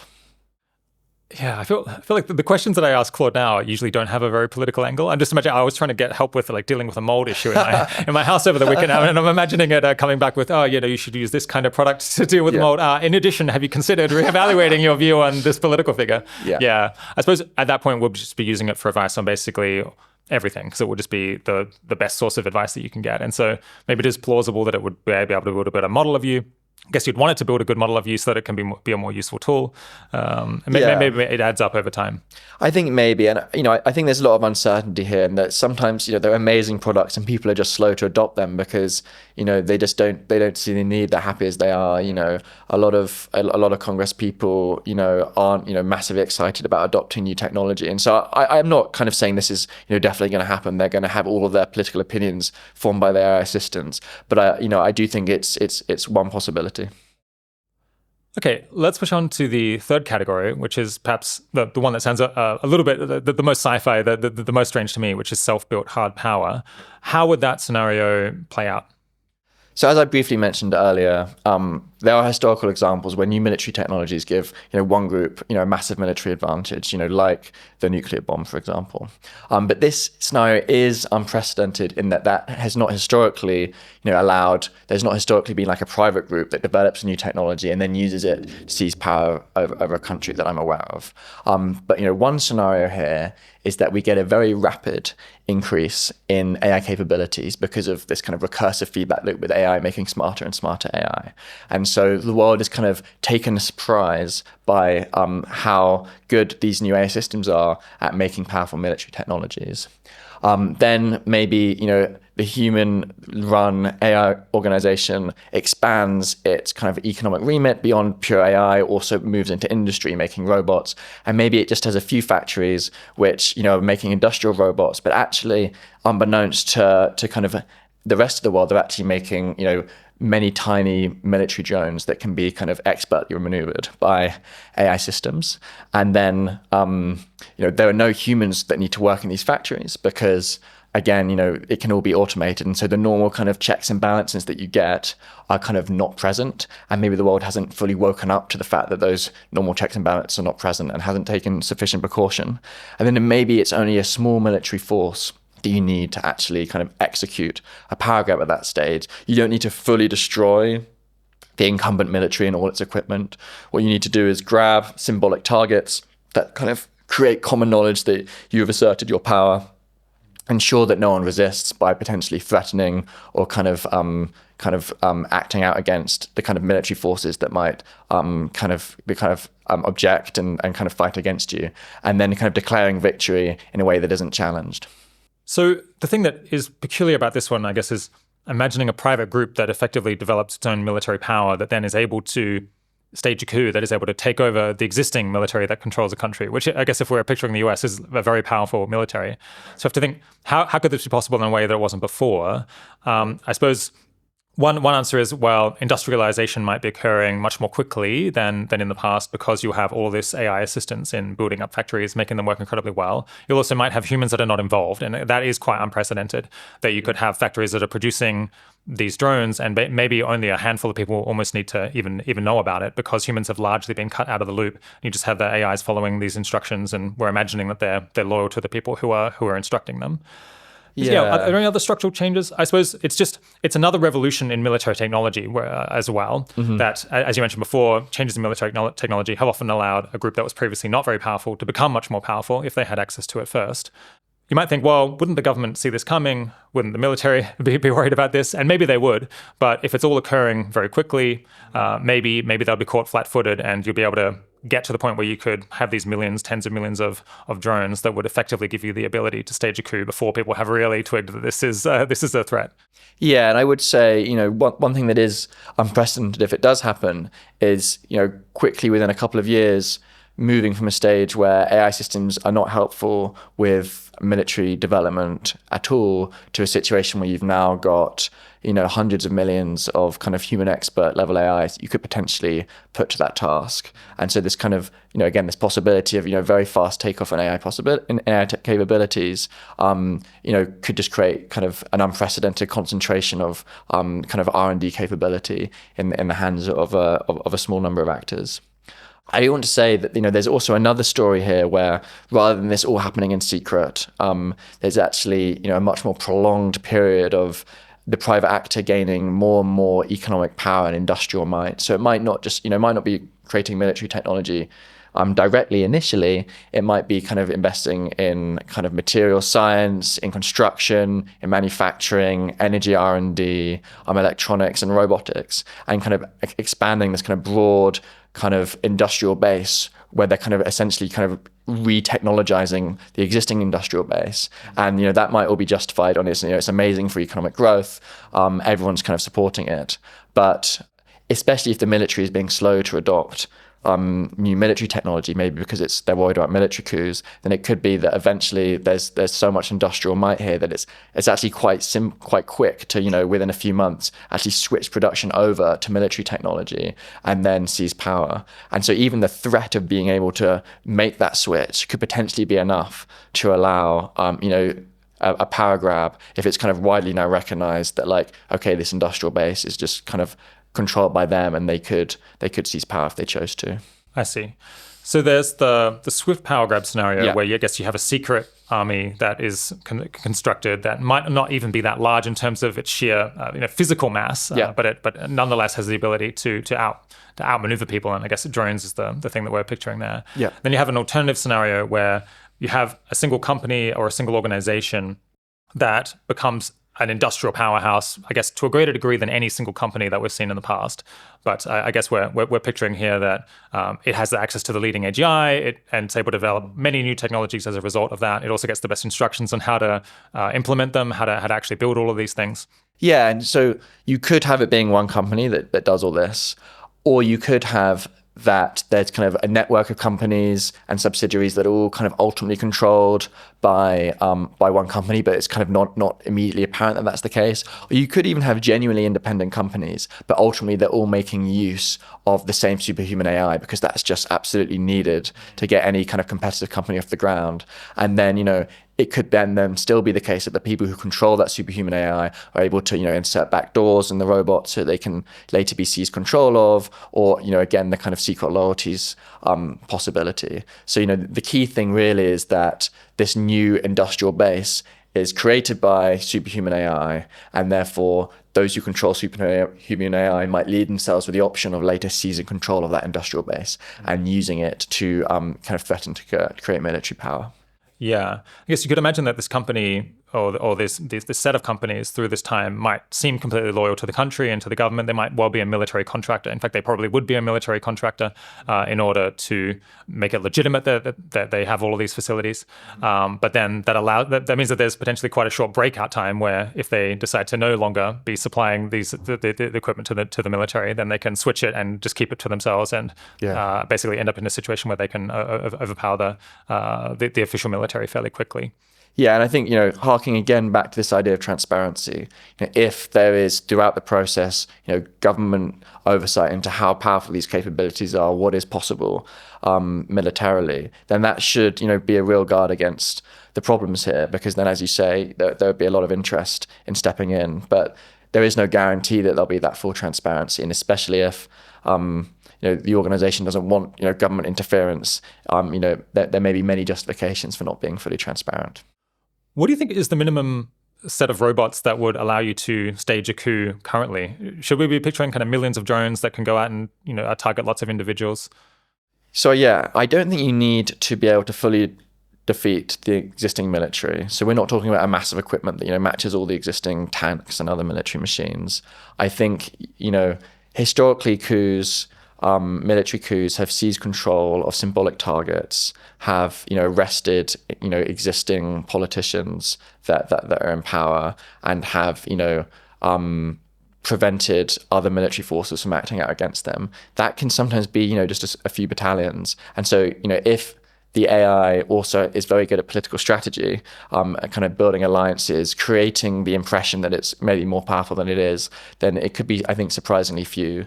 Maybe as few as just 10,000 drones to kind of seize the key targets and intimidate the key people. Yeah.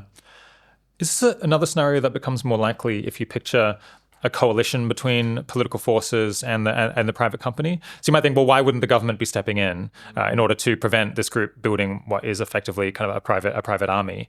But I guess if you have an alliance between the president, say, and this private company, where the president is not currently able to stage a coup to install themselves in power indefinitely, but they ally with this external group that they're not going to interfere with, and I guess they have the option to kind of not enforce current laws against them having weapons, and then eventually that is then used to install, I guess, a combination of the president and the private company into a position of unusual power. Exactly, and I think especially to the extent that there will be, genuine ambiguity about, you could claim, look, these are just general purpose robots. They're just, this is just broad industrial production. This isn't actually a military threat, and there could be ambiguity about how easy it will be to repurpose that for military purposes. Ambiguity about what is the state of the law, and so to the extent there's that ambiguity, then I think existing political kind of capture could massively feed in and make the scenario more plausible. Okay, I think that's perhaps enough flesh on the bones of the three different scenarios that you're picturing. I think let's consider a whole lot of reasons that people might be listening to this and kind of might not be convinced that any of these three, or at least some of these three, are especially likely to happen. I think a dominant one that occurs to me is just quite a few of these scenarios sound an awful lot like a sci-fi film. I think there's been many films that involve the use of new technology, and including AI specifically, to have power grabs. It's the kind of thing that really captures the human imagination, the concern that they're going to be dominated by other people. To what extent should we worry that our imaginations are getting the best of us here, and we're concerned about something that it makes for a great story, but perhaps isn't the most likely thing to happen? Yeah, I mean, I think we can look back at history for support for the reality of these possibilities.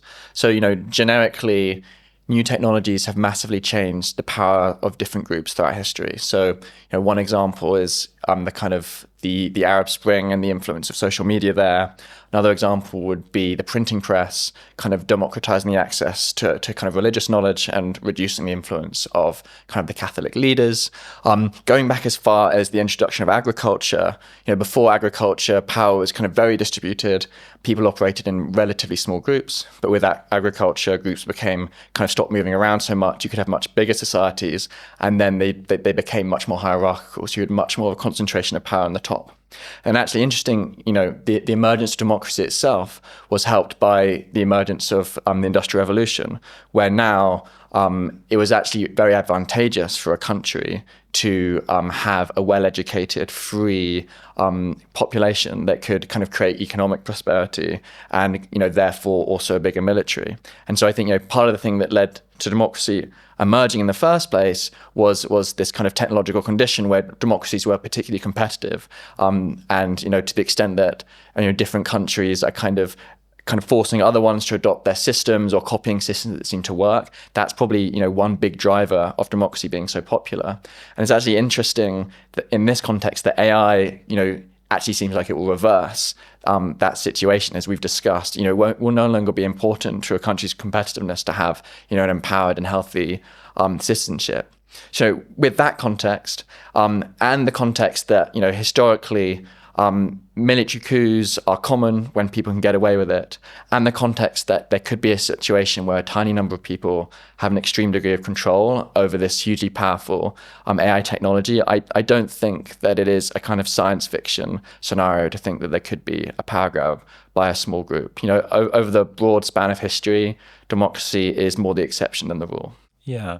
I think you mentioned in your notes that, was it in the second half of the 20th century, there were 200 attempted coups, about 100 of which succeeded? Yeah, 400 attempted coups, and over 200 of which succeeded. Okay.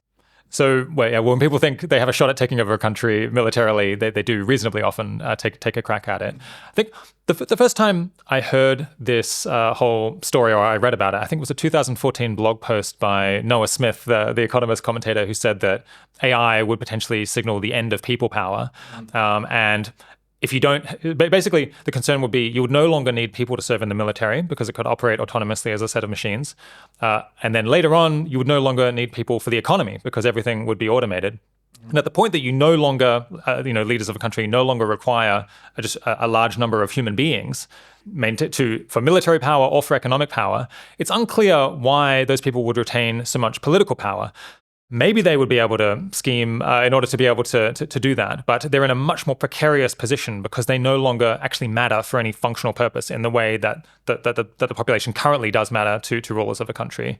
Yeah, exactly. And this harks back to something we were saying earlier, where today they do matter and they do have real bargaining power. And so I think the crucial thing is kind of using that current day bargaining power to kind of push itself forward into time, so that ensuring that as AI automation happens, it doesn't concentrate wealth, and political influence in the hands of a tiny number of people. Yeah, because another skeptical intuition that people have that we've been alluding to is, won't we see this coming? Right. Won't we anticipate it? And people will do all of these things in order to try to block their political power from being destroyed. What are the ways that you can imagine that wouldn't happen? So I think one thing is that, I think that these risks are going to be very ambiguous in terms of how big they are. It won't be clear, like, has anyone really inserted secret loyalties? Is there a real chance that AI systems will do a coup? Is the kind of massive political power that this person seems to have, is it really inappropriate, or is it actually in the interest of the nation, given that current democracy is so slow and is kind of holding us back compared to maybe more authoritarian countries that are more quickly automating and adjusting to the new technology? And also, even if people do see it coming, they do push back, there will be interests that are trying to push forward. So interests, of existing political factions, economic alliances that will be pushing forward. So the fact that people see the risk coming doesn't kind of necessarily mean that they'll be able to kind of win that political battle. And then I think another thing for me is just that the secret loyalties, as we've discussed, could be introduced fairly early in the process before anyone's really alert to these possibilities. So if people kind of only start waking up to the risks once AI is being rolled out across the economy and the military, the game might already be lost by then. Okay, pushing on. And I think another skeptical intuition that people might have is that, although there's been, you mentioned 400 coups, 200 successful ones, there hasn't, I think, been an attempted coup in the US, at least not a serious one, in a very long time. I can't remember when the last coup attempt occurred in the UK either. So we might think, in countries like that, where perhaps people aren't brought up to valorize violence, perhaps in the way that they were 1,000 years ago, where it's just kind of not socially acceptable to engage in naked power grabs in the way that it perhaps has been in some places and times in the past. It's no longer so psychologically plausible to expect people who previously were in business or just were normal politicians to want to stage a total takeover, a total forceful takeover of a country. Yeah, what do you think of that psychological plausibility argument? I think it has some validity, but it is not fully convincing. I mean, firstly, one reason why it might not occur to people to kind of try and seize powers because there's absolutely no way they could succeed. So such a thought, if it did occur to people, would only kind of have negative consequences for their own kind of trajectory in the world, because sometimes we leak what we're thinking to those around us, and when you're never going to be able to succeed, but there is some chance people will realize that you're kind of contemplating some really evil stuff. We tend not to think about things. If this AI does actually lead to plausible scenarios where you could seize power, and that kind of balance will change. And so it now, is much more plausible, I think, that people would actually contemplate seizing power, because now actually it could advance their interests. And so, that there is actually that positive upside. I'd also say that from my perspective, the most plausible threat models don't involve kind of one person, sitting down today and being like, my aim is to kind of secretly plot to seize power of the US. I think it's much more incremental.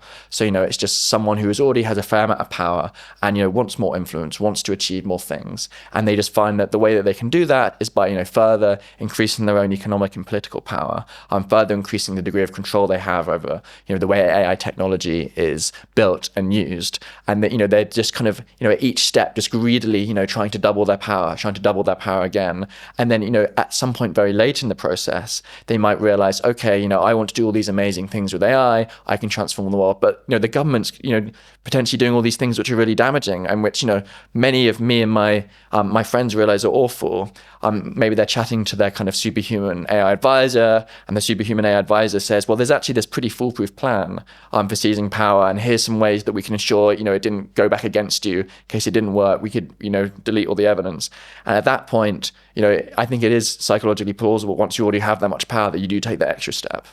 Yeah. I guess maybe it would be a mistake to picture it as a naked power grab by one person pursuing their own personal advantage. Because you're saying there will always be the story that people can tell themselves about how what they're doing is actually helpful, is helping to challenge these threats that would make the world worse. In fact, they're making the world better. They'll use their power for good. And the fact that you can do it incrementally and always have this positive story about it is one way that you could have a group collaborate around it, because they wouldn't be perceiving themselves as just helping one individual seize power. In fact, they'd be saying, well, we're following this actually excellent agenda. We're going to use AI for all of these wonderful things. Yeah, that's right. And according to on some of the threat models, you don't actually ever have to use military force. You can, have the threat of military force. Maybe you fully automated military. The AIs would follow your commands. At that point, you're not going to actually have to order them to start, gunning down civilians and seizing control of the White House.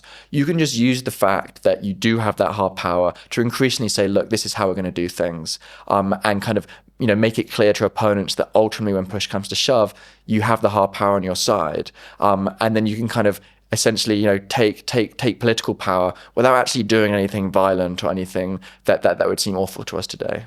Yeah. I think another skeptical intuition that people might have would be, well, these people with the leading AI model, they'll be getting better strategic advice than anyone else. But it would be a mistake to imagine that everyone else is in the same situation that they are today, because they will have follower models. They'll have the previous generation of models that they can ask for advice on. What are the threats to democracy? What are the threats to our political influence? What methods could we use to try to head them off?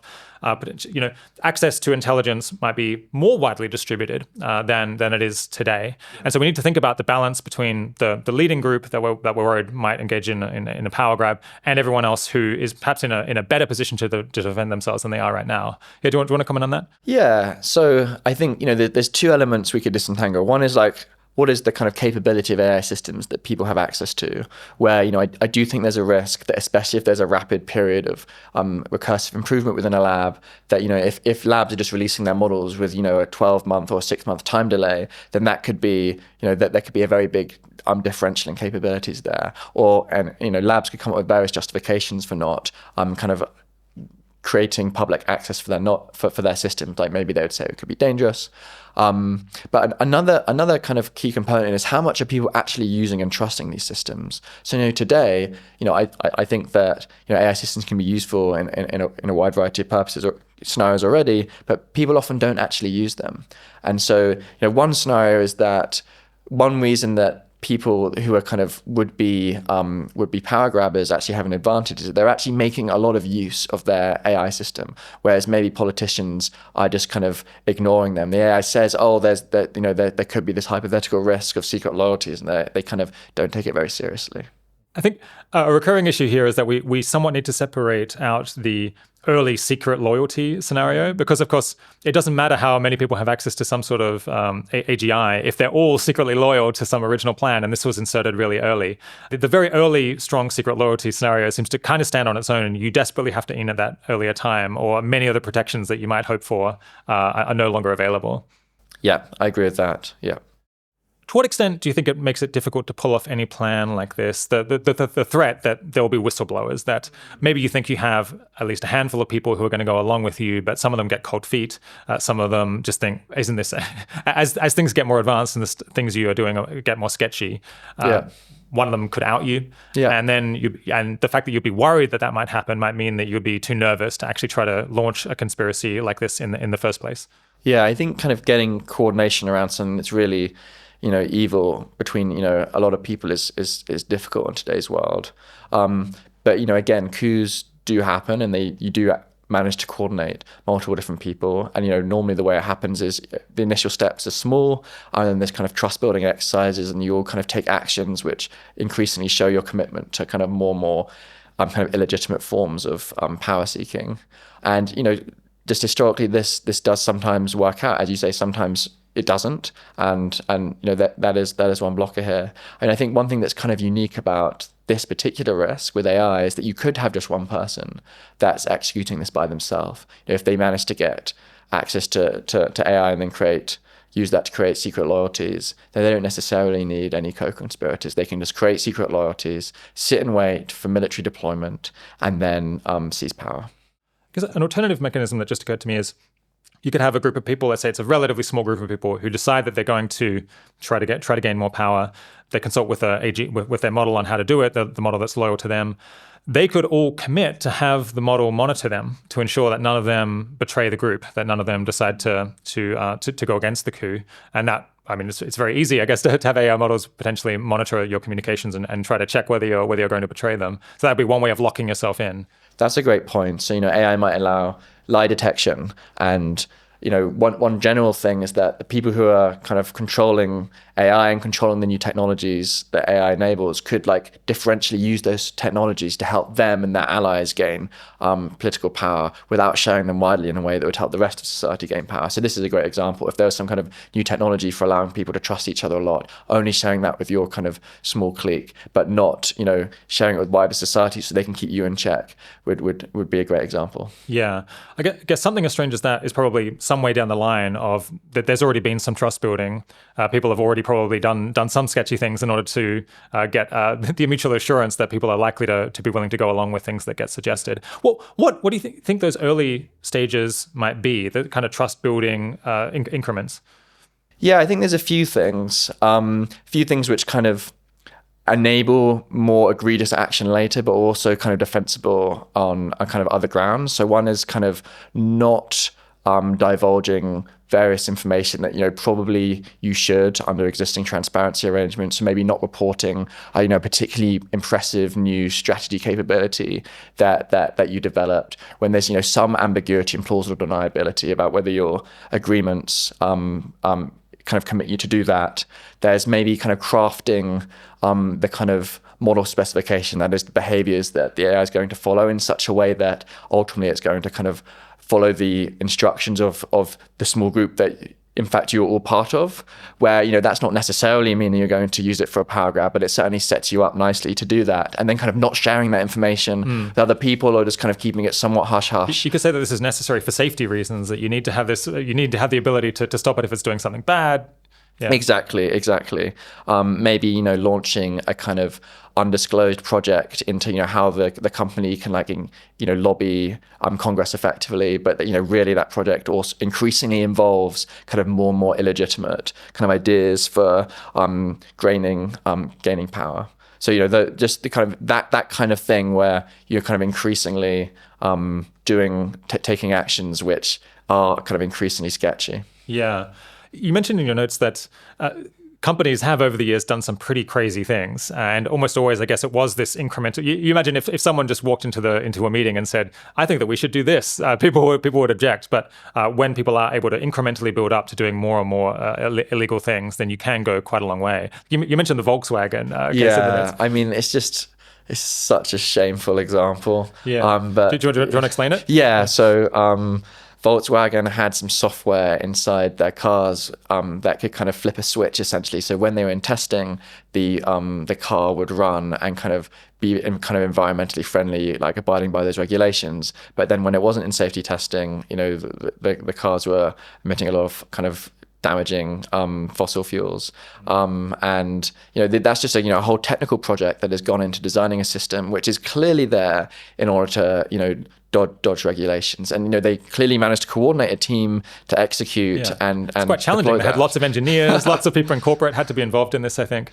And it's just completely nakedly illegal. I think this is a rare case of corporate malfeasance where people actually went to jail. Right. And I mean, people have tried to estimate across all of these cars how much extra particulate pollution was released and how many people might die. I think it was in the thousands of people who might have been killed by their evasion of these particulate pollution regulations. But yeah, I guess I don't know the details of the story, but you imagine it had to be a step-by-step process rather than someone just walking in and saying, let's just completely cheat the test. Yeah. I mean, a less extreme example might be the tobacco industry, where multiple organizations kind of coordinated to create products which were kind of highly addictive in a way that really wasn't in the consumer's interest, and then coordinated to kind of spread misleading science about how damaging those products were. And in a similar way, you could have these AI companies potentially spreading misleading information about the level of risk and the risk of secret loyalties and stuff like that.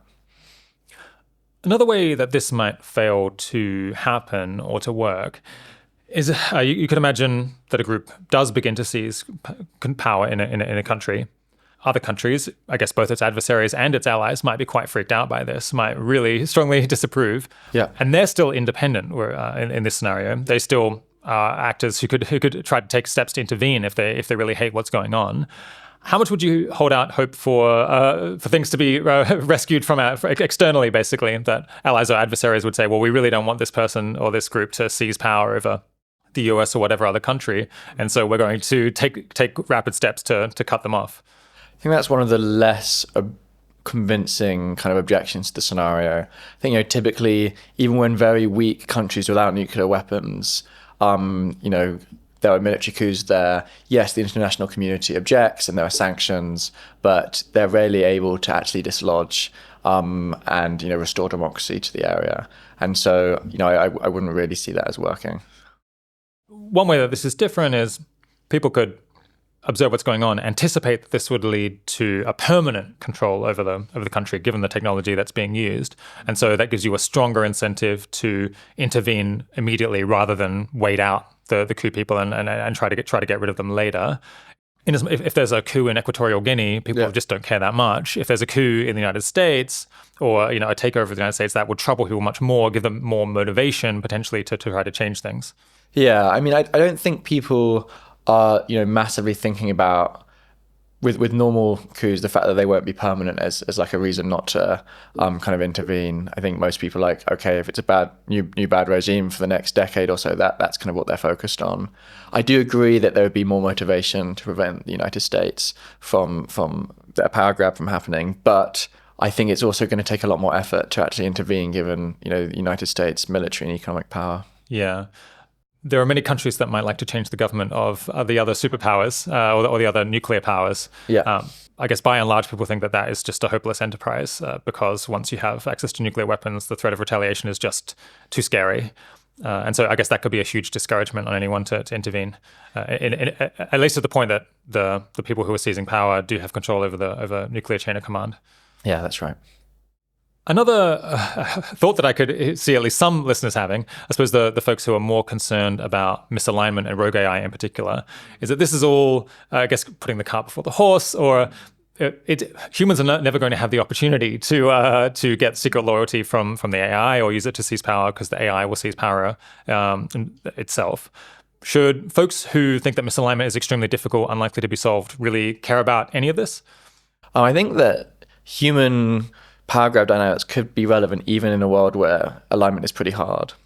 Normally the prototypical scenario we're imagining when we can't solve alignment is a scenario where it actually seems like maybe we have solved alignment. There might be various bits of ambiguous evidence, but on the whole, we're able to get the AI system kind of do what we wanted to do as far as we're able to kind of observe and see that.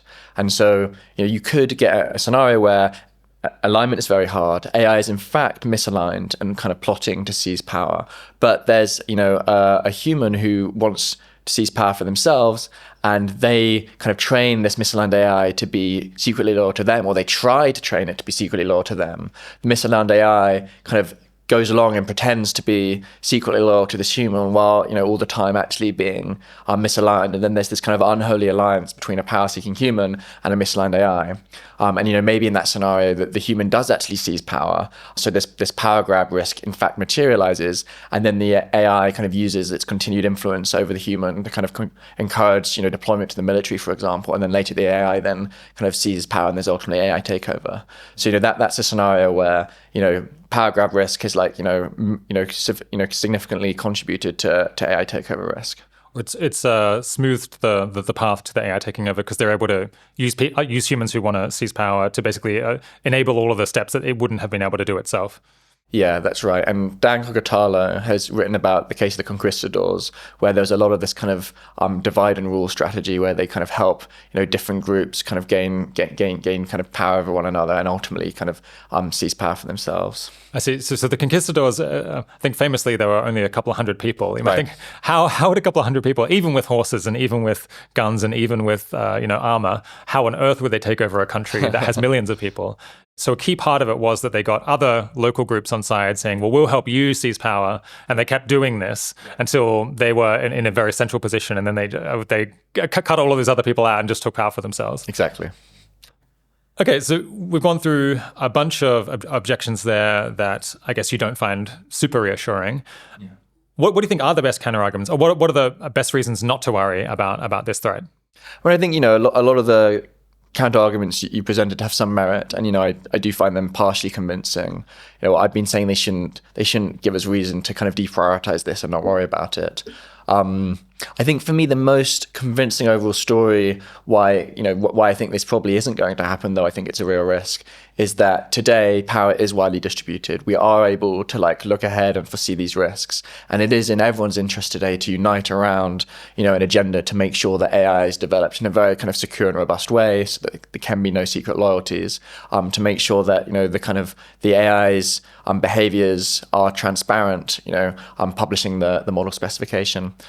And that's both true within existing AI developers. There's currently a balance of power, and those employees don't want a tiny number of employees to gain complete control over the organization. And then also, on the level of society as a whole, the whole of society, which currently does have the bulk of economic and military power, doesn't want one AI developer to gain control over society as a whole. So I think that we will continue to kind of see these risks as more and more important. And then the fact that power is currently distributed does mean that we'll be able to kind of propagate that forward in time, more likely than not. Yeah.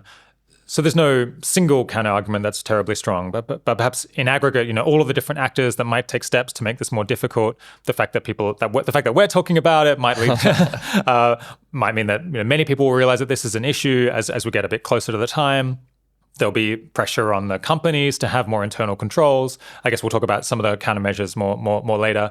But there are, I guess, many opportunities that people have to make this challenging or to intervene at the earlier stages.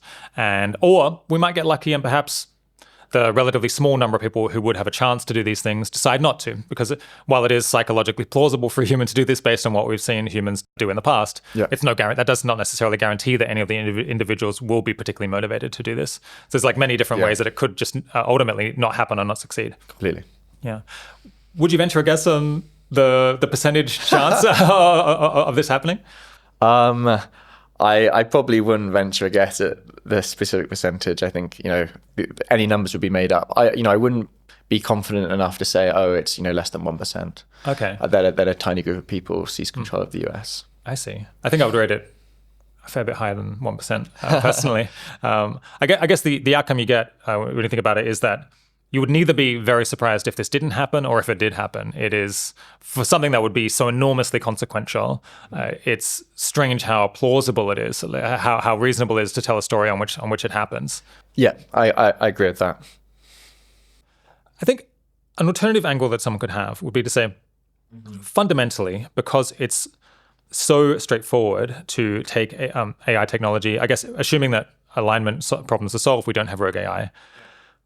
It's so easy to just give it instructions and to scale up the efforts behind the desires of any particular operator that this just makes for a fundamentally incredibly unstable situation that is going to persist for a reasonable amount of time. And in a minute, we're going to suggest different measures that you could have to make sure that the military can't use this to seize power, or perhaps political leaders can't use this to seize power, or that the company itself can't use AI to seize power. But because there's this fundamental vulnerability in the nature of the technology itself, any intervention that stops one group from exploiting this vulnerability to take power simply doesn't really get rid of the problem. It simply means that other groups will do so at a later time.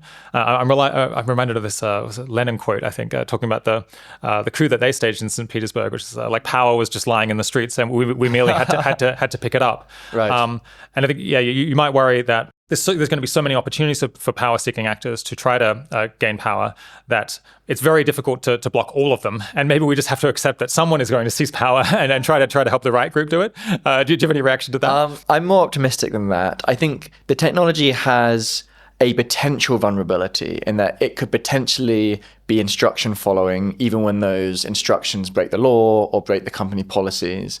And so there is this potential for the technology to be set up in such a way that allows massive concentration of power. But it also has the potential to be set up in a way which is very robust against that. You could set it up so that, in fact, there are no AIs that are pure instruction following. All of the AIs have guardrails against following illegal, illegitimate instructions. And then, that system would be self-reinforcing, where at that point, once none of the AIs are going to help you to kind of create these kind of obedient AIs that will help you seize power, then it will then be very hard to actually get hold of AIs that would do that, because all the AIs that you might potentially use to assist you are just going to be stopping you at every step of the way, and power is distributed between humans. So there's no kind of, it now becomes in kind of impossible to actually to exploit that potential power concentrating vulnerability. So I think there's this initial period when we first have superhuman AI emerging, where yes, it could go either way. You could go the way where this vulnerability is exploited, and a huge amount of cognitive labor is used to kind of serve the interests of just one person, and then maybe that kind of perpetuates itself forward through the secret loyalties being passed on. Or you could go this other route where AIs are initially made in such a way that they only do kind of really kind of extreme acts when there's very, very wide kind of consensus across many human stakeholders, and AIs kind of reliably prevent anyone from getting access to that kind of dangerous AI system. I've heard this intuition from people who I think find it hard to believe, they either think it's going to be very technically difficult to align AI models with enforcing the law and following the Constitution and not being willing to stage coups, or they think even if it would be technically possible, it's very unlikely that people will be able to agree on what rules we want all of the AIs to follow, and to ensure that people don't ever have access to the purely helpful models that would not follow those rules. Yeah, do you have any reaction to that, to either the technical feasibility or the, I guess, likelihood that we would be able to impose these controls on all AI models that people would have access to? Yeah, I'll start with the second. So it's okay if some people have access to instruction following AI, as long as it's many people that have that access and they're able to kind of act as checks and balances against one another. What we need to prevent is, the most powerful systems with, running on the largest amounts of compute, those systems from being kind of accessible to just one person and being helpful only. So I think we probably will have a world where some people have access to helpful only, and that's okay. So we don't necessarily need to try and politically prevent that ever happening. In terms of the technical side, I don't know what argument these people have, but currently it seems quite possible to get AI systems to have many restrictions on what kinds of instructions they'll follow from users who are trying to misuse the system. And so I don't see a particular reason technically to think it would be hard to have AI systems follow the law. I mean, I agree it's going to be a really difficult question. I'm actually agreeing what behaviors should these AI systems have. We're kind of we're doing something that's really, very, very deep, kind of encoding society's values into these, these agents that are going to be kind of operating all over the economy. So I think, that's something where it's really important to get broad input. Yeah, I think the thing that feels scary about that is we've kind of established that we have to put these values in, the unwillingness to grab power in at quite an early stage. Otherwise, you have this vulnerability that could be exploited and then continue to be exploited kind of indefinitely. But then you need it to be flexible enough that society can continue to change, but narrow enough that there's no wiggle room to allow people to convince the model to seize power. And we've got to do this potentially quite soon, in the next couple of years, perhaps. And so maybe that just feels like it's a challenging process, and maybe one that we're not currently on track to complete in time. So, optimistically, perhaps, I would have thought there's quite a wide range of behaviors where the AI, can have its behavior corrected, if enough people agree and kind of sign off on that, but won't help any kind of small group seize power. So, one axis is kind of like the kinds of actions it will and won't do, and there's, quite extreme axis of some actions which are really illegitimate and would allow a power grab, versus the kind of actions that we want AIs to kind of flexibly just do whatever humans are told. So we can just kind of potentially rule out just the most extremely illegitimate actions there, and maybe that will go a long way towards preventing power grabs. And then another axis is just kind of human authorization, where we can have AI systems do kind of more extreme actions, but only when they get to kind of a wider range of authorization. So I would have been optimistic that it's at least, in principle possible to arrange AIs in that way. But I actually agree that with a 2-year timeline, it does become tricky. And certainly when I start thinking through the details of what kind of cyber capabilities should they or shouldn't they use, what kind of political strategy capabilities shouldn't they use, it does become very hard to draw the line. Another objection that I heard from some people in preparing for the episode, and also that actually got back from Claude when I asked for counter arguments or interesting takes on this, is right. Is it necessarily so bad if a group of people use AGI to seize power? I guess if you're pessimistic about the current track that humanity is on, or how the future is likely to go, maybe you think, well, a small group of people seizing power, is this really worse than the status quo or the realistic alternative, which might be a different group of people seizing power later? Or just some really muddled outcome. Maybe it could be very good, could be very bad. Maybe you're interested in taking your chances. What do you think of that? I think it would be very bad if this happens. I mean, firstly, there's just common sense. This would be totally politically illegitimate and unjust. Then there's looking at the real world autocracies that exist and noticing that the quality of life for the people who live in those countries is much lower than in democracies, and also that those countries tend to be much less cooperative on the international stage than democracies do.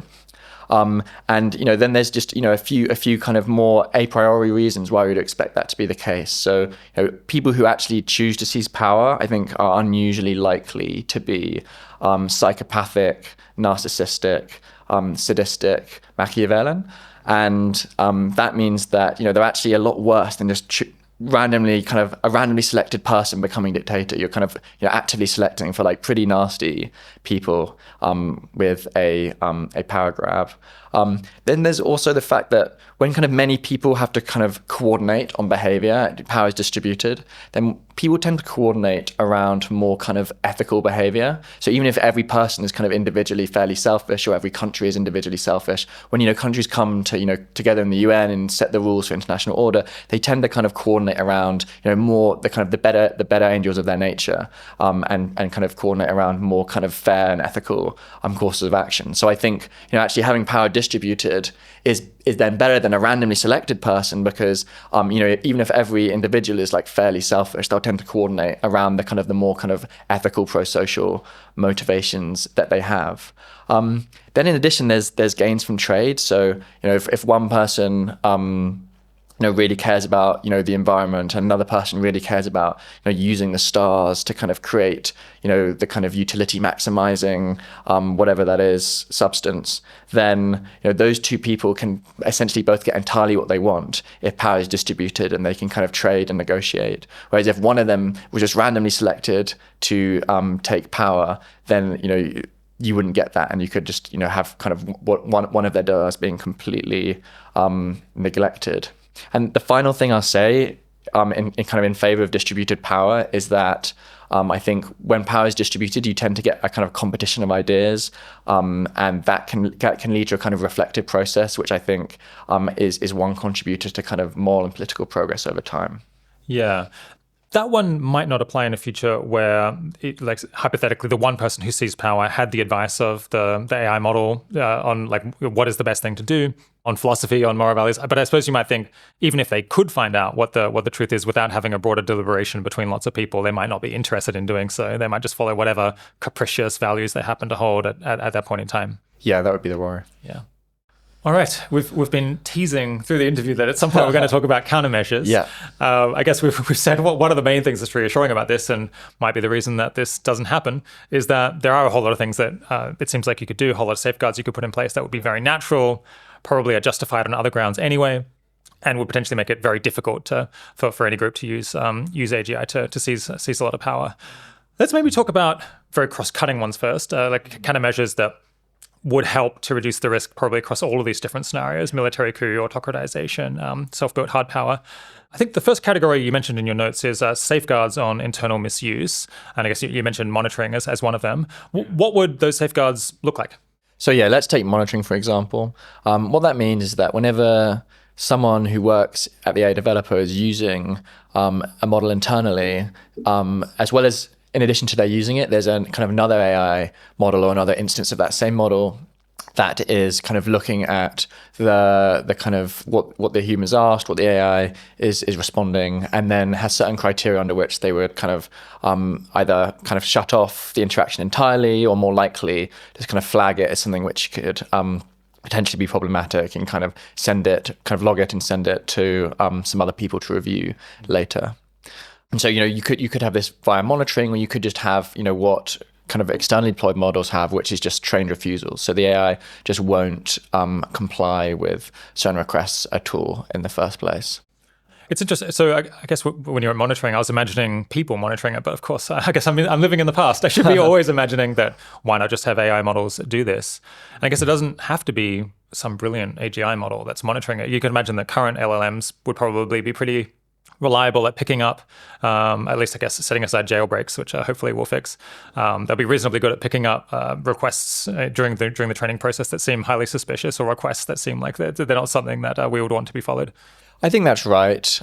To the extent that you've got a weaker model that's doing the monitoring, then there are things that can go wrong there. You can have kind of ways of concealing the nature of the request, because the AI that's smarter might be able to kind of do that, but the weaker monitor might not. So that does introduce some risk. But I agree, you can get, especially if the human is not that smart, then that could be, that could already pose a significant barrier. Yeah. Is there any monitoring currently, as far as you know? Yes. So I think, it varies from AI developer to AI developer, but I think that my impression is it's not too hard currently to get hold of a helpful only model that will just follow any instruction that you want without it being monitored in one of these frontier labs. That said, I believe that both Anthropic and Google DeepMind have it as part of their kind of responsible scaling policy equivalent, that they will introduce a kind of more internal safeguards on use as AI capabilities improve. Yeah. I cut you off when you were introducing the monitoring idea. What were you going to say? Well, we were just talking about kind of the possibility of more sophisticated attempts to evade monitoring. And so, one such possibility is that rather than, in a single interaction, making some request which is kind of clearly illegitimate, you might, kind of separate it out into very small chunks, where each chunk individually seems, fairly, ambiguous, or at least not obviously harmful, but then taken together, they kind of lay the seeds for, maybe a strategy for introducing secret loyalty or something. And so for that, refusals wouldn't be enough.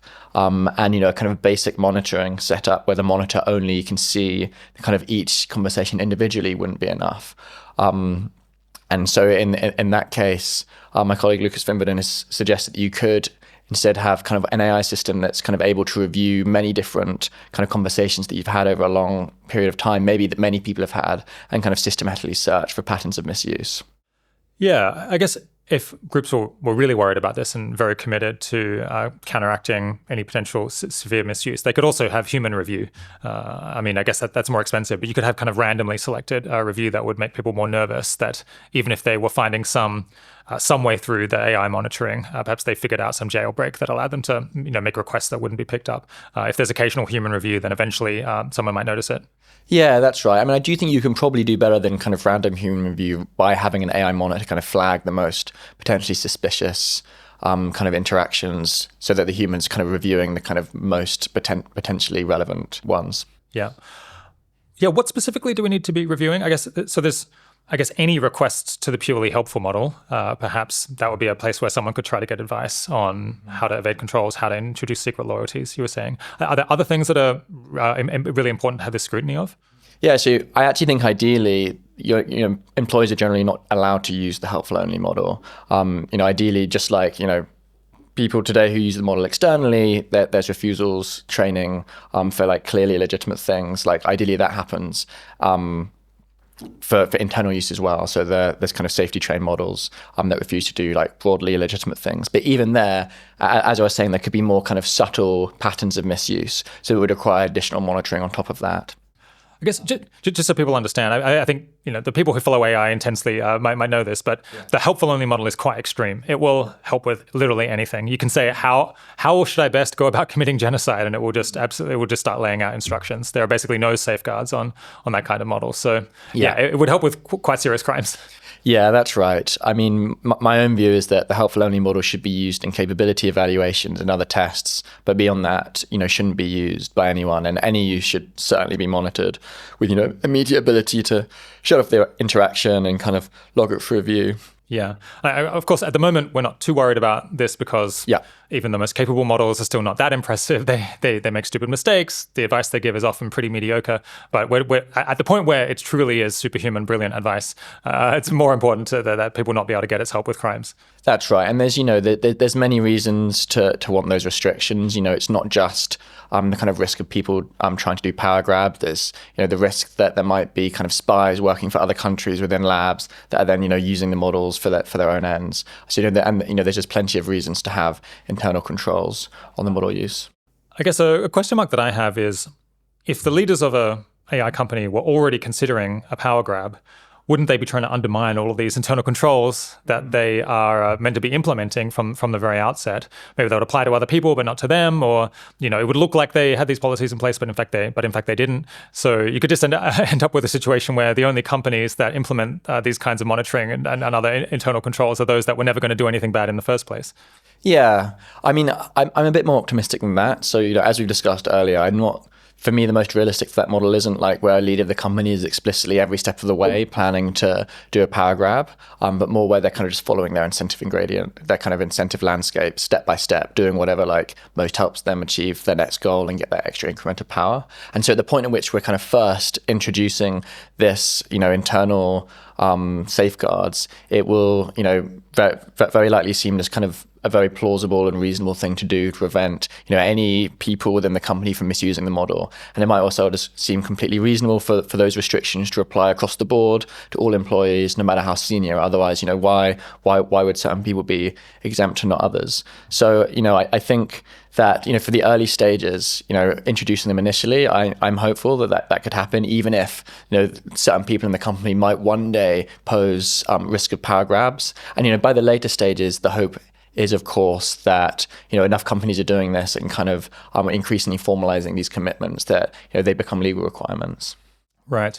I guess it might be important to get these controls in place and have them be sort of tested and become completely normal, and the kind of thing that would be very conspicuous to get rid of at the point that there's lots of humans involved in the process. And you might want to have lots of controls because you're thinking, well, we've got thousands of developers, we've got thousands of researchers. You want them in place before you get to the point where there's maybe only 5 humans left involved, and basically all the work is being done by AIs. Yeah, exactly. So you mentioned people shouldn't have access to the helpful only model, and that internal requests to the model should be scrutinized by some other AI model that is going to flag if something strange seems to be going on. Are there any other internal controls that are important? I mean, I think the thing we could do is talk about more specifically what capabilities we should be worried about here. It's not, everything that needs to be, completely scrutinized. So it's, the first most obvious thing would be AI systems that are capable of designing weapons. That's something where probably you should just ban any such use. And as soon as, a request like that goes in, you just shut down the interaction entirely, unless there's some kind of, exceptional circumstance where there's, a government contract that kind of means it is actually legitimate to use it for that use case. Okay. So you're just saying there could be a general flag that I guess applies equally to internal and external requests made to the model, that, if you're asking for help designing a bioweapon, then it doesn't really matter whether you work at the company or not. You still shouldn't be doing it. And it's maybe just easiest to figure out, well, how do we just get the model to always refuse these kinds of things? Yeah, exactly. Yeah, my next top choice would probably be cyber capabilities. So the kind of somewhat scary thing about this is that it would maybe just take one instance of extreme misuse of cyber capabilities that you could then use to undermine the kind of monitoring scheme itself if you kind of hacked into the organization's own computer system in the right way. And so that's an example where really, from the very earliest stage of kind of developing a new model and beginning to test its capabilities, you want to be, very carefully monitoring how those cyber capabilities are being used. Because if you don't, then this whole kind of scheme that we have for ensuring there's no extreme misuse could be, completely removed. Undermine it as absolute foundation. Yeah. Yeah, that's right. That's a trickier one though, because there are legitimate uses that you have in uncovering cyber vulnerabilities, because we think in as much as AI models are going to be far above human capabilities in terms of discovering vulnerabilities and exploiting them, the only way that we can keep up, the only way that we can block this stuff is to have AI models discovering the vulnerabilities, alerting people and fixing them. So there does have to be some capacity for people to use AI for good cyber capabilities. It's not as straightforward as just trying to block any request to put a bioweapon, which probably we would be on board with. Yeah, that's right. I think it's tricky. And I think, this is where companies doing a lot of work, in advance to really enable those positive use cases while blocking out the risky ones will be important. But it does seem doable in principle. If you can train an AI model to only, do kind of constructive defensive uses of cyber, and you can check, in a lot of artificial environments that in fact it's never inserting vulnerabilities and only patching them, then you can maybe then test, you can maybe trust that when the new model is developed, that you can have the old model kind of monitor it and kind of check that it's similarly kind of not inserting any vulnerabilities and only being used defensively. Yeah. So you can have this kind of picking yourself up by your own bootstraps and kind of iteratively trusting a new model and then relying on that new model to kind of monitor the next generation that comes along. Okay, a second thing you mentioned is transparency about the model specifications. What does that look like? Yeah, so we're just talking about safeguards, but there's actually going to be loads of really tricky trade-offs to make over what things should and shouldn't be allowed. I was just giving the example of cyber. We could also talk about the example of political strategy, where many kind of instances of using AIs to help with political strategy will seem quite legitimate. Helping a company, draft some external comms, helping with some lobbying. Some of those things might well be acceptable, and some of them won't be. And so, publishing the model spec is a way of publishing exactly kind of what the criteria are that your kind of internal AI systems are using to decide what is and what isn't okay to help with. So it's kind of like, I guess, the constitution that Anthropic uses to reinforce its models and what it will and won't accept following certain principles.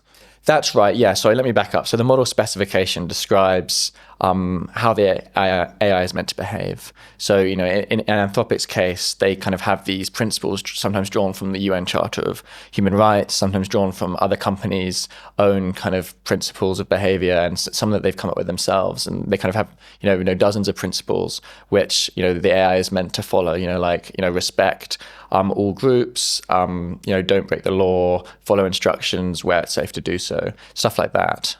Is kind of spelling out and making transparent for the whole world, how these systems are actually meant to operate. But then in this context of safeguards, it's then, essentially also delineating the boundary of what kind of internal and external uses are and aren't okay. I see.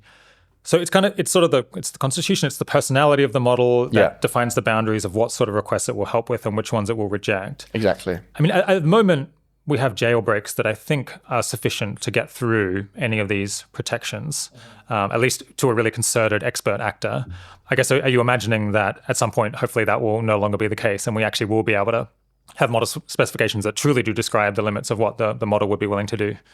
I don't know if we need to rely on jailbreaks no longer working. If you have a kind of a monitor of the interaction, then that can protect against certain jailbreaks, because it can the monitor can see that the system's being jailbroken and the jailbreak doesn't work quite as well on the monitor. And there's kind of other techniques you can use to kind of guard against jailbreaks, like just looking for kind of suspicious strings of characters and then kind of removing or modifying them. My expectation isn't particularly that just one instance of misuse will be enough for a small group to literally seize power over the United States. And so if as long as you're able to kind of keep those defenses mostly ahead of the kind of offensive use cases, and that could be sufficient for the whole system to be pretty robust overall. Yeah. Why is it that transparency about the model specifications is especially useful? Great question. So Without transparency, there's potential for the model specification to like contain ambiguities or weaknesses that wouldn't be highlighted. So, let's take a really simple example like military use case. Maybe without a transparent model specification, the kind of specification says that the AI should follow the president's instructions, but it also says that it should follow the law. But it doesn't drive into the details of how to resolve the potential tensions between those two parts of its model spec. And so, currently the way that Anthropic's model specification works is that there are all these different principles, but they don't really nail down how they should be resolved in cases of conflict. Whereas if the model spec was made public in this example, then many people might realize, wait a minute, we've got these kind of AIs controlling military systems, and the model spec doesn't really say how they're meant to resolve these two principles. Like, that's not really good enough. We need to change the model spec to be much more explicit about these edge cases. And similarly, you could have, inside the company, maybe without transparency, the model spec just says, follow the instructions of, maybe the CEO, because they're ultimately, in charge of the company when it comes to matters within the company. But it doesn't say, should you do that even when they're telling you to, hack the internal computer system and, introduce some vulnerabilities. And so again, if that's made public and it can be scrutinized, then potential weak spots that, maybe they're completely accidentally can kind of be identified and then improved upon. Okay, so we not only need the model spec to be transparent and to be published, we need it to be very thorough so people can understand the thorniest cases that it's going to have to deal with. And we also need external groups to be looking at it and reading it very closely and trying to figure out, well, what are the weaknesses within this model spec that we need to be complaining about in order to get them fixed. That's right. And the hope is that a first step of making it transparent could lead to those further improvements. If it's not thorough but it's transparent, people can point that out. And if it's transparent but people aren't really looking into it, then it's then relatively easy for someone else in the world to be like, okay, I'm going to do a thorough analysis. So my hope is that actually this is an ask which is broadly very reasonable. We're just saying, can you please disclose the information that you have about how your AI system is meant to behave so the rest of the world can understand. It's quite similar to asking someone who makes food to say what are the ingredients that go into this food, because that's just relevant to consumers. I guess I have the same worry with this as I somewhat did about the internal safeguards, which is that at the point that people were considering misusing the AI, why wouldn't they just start lying on the model spec? It seems like you not only need a norm of transparency about the model spec, but you also need kind of external auditing, lots of checking to make sure that it's accurate, restrictions on people's ability to be misleading or to obfuscate things in the model spec, or have one model that follows this specification, but then they back out to a somewhat previous version. I guess we've said maybe people shouldn't have access to the fully helpful model, but presumably there'll be a bunch of different gradients and models that people do have access to, that some of which are more helpful or less. And I guess it's hard to write up a totally thorough model spec about every single model, an intermediate model that you're creating. Yeah, I do think there's wiggle room of this kind. And you're right, this, merely publishing the model spec isn't enough because of, as you say, the possibility of lying. I do think it's going to be pretty costly for, a would-be power grab person to kind of flat out lie about the model spec. At that early stage, if that lie gets discovered, it's going to be very costly.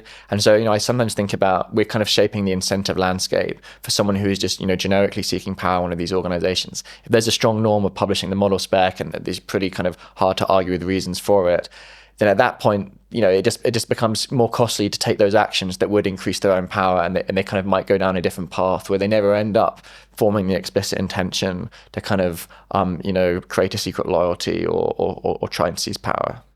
Seems like we actually already have a developing norm that many external groups are involved in producing the model or in producing these documents for existing models when they're released. I know OpenAI has given access to many external kind of consulting groups basically that do their own testing to figure out what their models will and won't do, and then they kind of include the results that those external groups find in their model spec. So I think that's something that we could really develop and is very helpful. Yeah, I mean, there's kind of one thing where they're including the results of capability evaluations in the kind of the model card that's alongside the model. But I think you're also right that even for the model specification that kind of lists the behaviors, that will be influenced by the kind of, the testing that those other organizations have done. And I believe that Anthropic has, kind of crowdsourced some of its some of the kind of principles in its own kind of AI constitution, which is its name for the model spec. And I think that, as time passes, it will become increasingly important for, a wide variety of actors to feed in on what that model spec should be. Yeah. I guess in this context, folks normally talk about transparency about model capabilities rather than the limits of what requests the AI will accept and not accept. Is transparency about capabilities also particularly key here? Yeah, that's right. So model spec transparency is transparency about the model's inclinations to do certain behaviors. And I think what's really new there is that even for the internally deployed models, that we should have transparency about that, so the rest of the world can kind of have an understanding of what kind of whether secret loyalties could be introduced, for example. But as you say, transparency about capabilities is also really important. That's kind of going to be, I think, a key thing that allows the rest of the world to realize that maybe these risks could be very real very soon, and kind of take more actions to then kind of require more information or kind of do more auditing. And in addition to capabilities, I think transparency about kind of risk assessment. So what does the company's process look like for assessing the size of these various risks, like the ones we've discussed today and others, and kind of what are their what mitigations are they taking, and what is their evaluation of how kind of how convincing those mitigations are going to be in terms of eliminating the risk. Yeah. Okay, a third category you mentioned is sharing AI as broadly as it's safe to do so. This one's particularly interesting because I think on this show, to be honest, we've probably more often talked about limiting people's access to AI and limiting what things are released and deployed. So this kind of highlights potentially quite tough trade-offs and conflicts between people who are focused on human misuse and human power grabs versus AI misalignment. But yeah, why is it particularly useful to share AI capabilities as widely as possible? Probably kind of best explained by going through some examples from the threat models we were discussing earlier. So let's talk about the autocratization threat model. A big driver of that risk was that one political faction had this privileged access to AI persuasion and strategy capabilities, and for that reason was able to outmaneuver their political opponents and build huge public support, and ultimately remove many checks and balances on power. If though we had been in a world where actually there was a strong norm to sharing those capabilities as widely as possible, then that could mean there's broad public access and equal access for different political factions to those same capabilities. And then it might be a lot easier for kind of opposing interests to kind of prevent kind of clever maneuvers and kind of maintain a broad balance of power. And kind of in terms of going back to secret loyalties, which I think is so essential within the organization itself, if a small group has access to strategic advice or cyber capabilities that the rest of the organization don't have access to, then that could allow them again to kind of outmaneuver the rest of the organization, find very clever ways to insert secret loyalties into the training run. Whereas if there was always throughout the process just all employees had equal access to AI capabilities, then that would just be a lot harder, because then those employees could kind of speak to the AIs themselves and realize, oh, it does seem like it could be possible for someone to maneuver and insert secret loyalties. So we'll take these preventative measures. And it's it's a lot harder to see if there's always this kind of broad and equal access to capabilities, how you could get a kind of a tiny group kind of inserting secret loyalties or seizing power via another mechanism. Yeah. So an important step in the entire seizing power process is that there has to be some gap between the capabilities or the access that a group of insiders have versus outsiders. And that could come about in various different ways. I guess the one that we most often think about is that there's a very rapid takeoff because of recursive self-improvement. Yeah. And so one AI model through recursively self-improving gets significantly above all the other competing models and the advice that other folks are getting and the countermeasures that they might be able to implement. But we could also imagine that this happens because of restricted legal access, that government takes over a company, says AI is very dangerous now. It limits people's access to other models that are anywhere near competitive. So people only have access to AI advice that's many generations old and obsolete by that point. And then they're in a great position to potentially use that advice to gain more power. Yeah, I think it is a worrying scenario. There's just going to be a lot of very reasonable seeming and maybe partially legitimate reasons to restrict access to AI. As you've said, many people worried about AI risks have said that access should be massively limited, and there might be kind of, if you make models public, then that means that other countries could get access to those capabilities. So you might I was talking about autocratisation and how it'd be good to make strategy capabilities widely available so there can be a balance of power, but you might not want, for example, example, China to have access to like a highly strategically capable AI that could help them, with military strategy. Another difficulty, especially with O1 and kind of the high inference costs associated with it, is that it may be that just by kind of using more compute and spending more money, you can actually access significantly better capabilities. And so it won't be enough to just kind of give API access to a wide group. You would They want also have to have access to lots of computer chips. Exactly. And that's more expensive. That's expensive. And, that gets really hard because that comes down to, we live in a capitalist society where people have more money than other people. And that, that will translate potentially to, being able to just have, access to potentially significantly better capabilities. And, this is also potentially a risk within, AI developers where it could easily be the case that people who are more senior have access to more runtime compute or have more kind of say and influence over how the compute is allocated between projects. And that does open up the risk of abuse, whereby if those people are trying to seek power, they could, continuously allocate more compute to projects which, perhaps unbeknownst to others, are actually in part being used to kind of take steps towards increasing their own power. So I guess listeners who are more concerned with other kinds of misuse or are concerned about rogue AI, misalignment, I can imagine them thinking this is a step in the wrong direction, that disseminating, having people have access to very great capabilities through open source models, or just ensuring that almost everyone has access to things that are close to the cutting edge, that this makes things more dangerous. Do we just have to take a stance on the relative risk of these different threat models, of the risk of power grabs versus misalignment versus more mundane misuse, in order to say whether this is on net helpful or harmful? I think often through targeted efforts, we can kind of get the best of both worlds. So, it's not a case of either only a small number of people in the organization can use the capabilities, or they're fully public.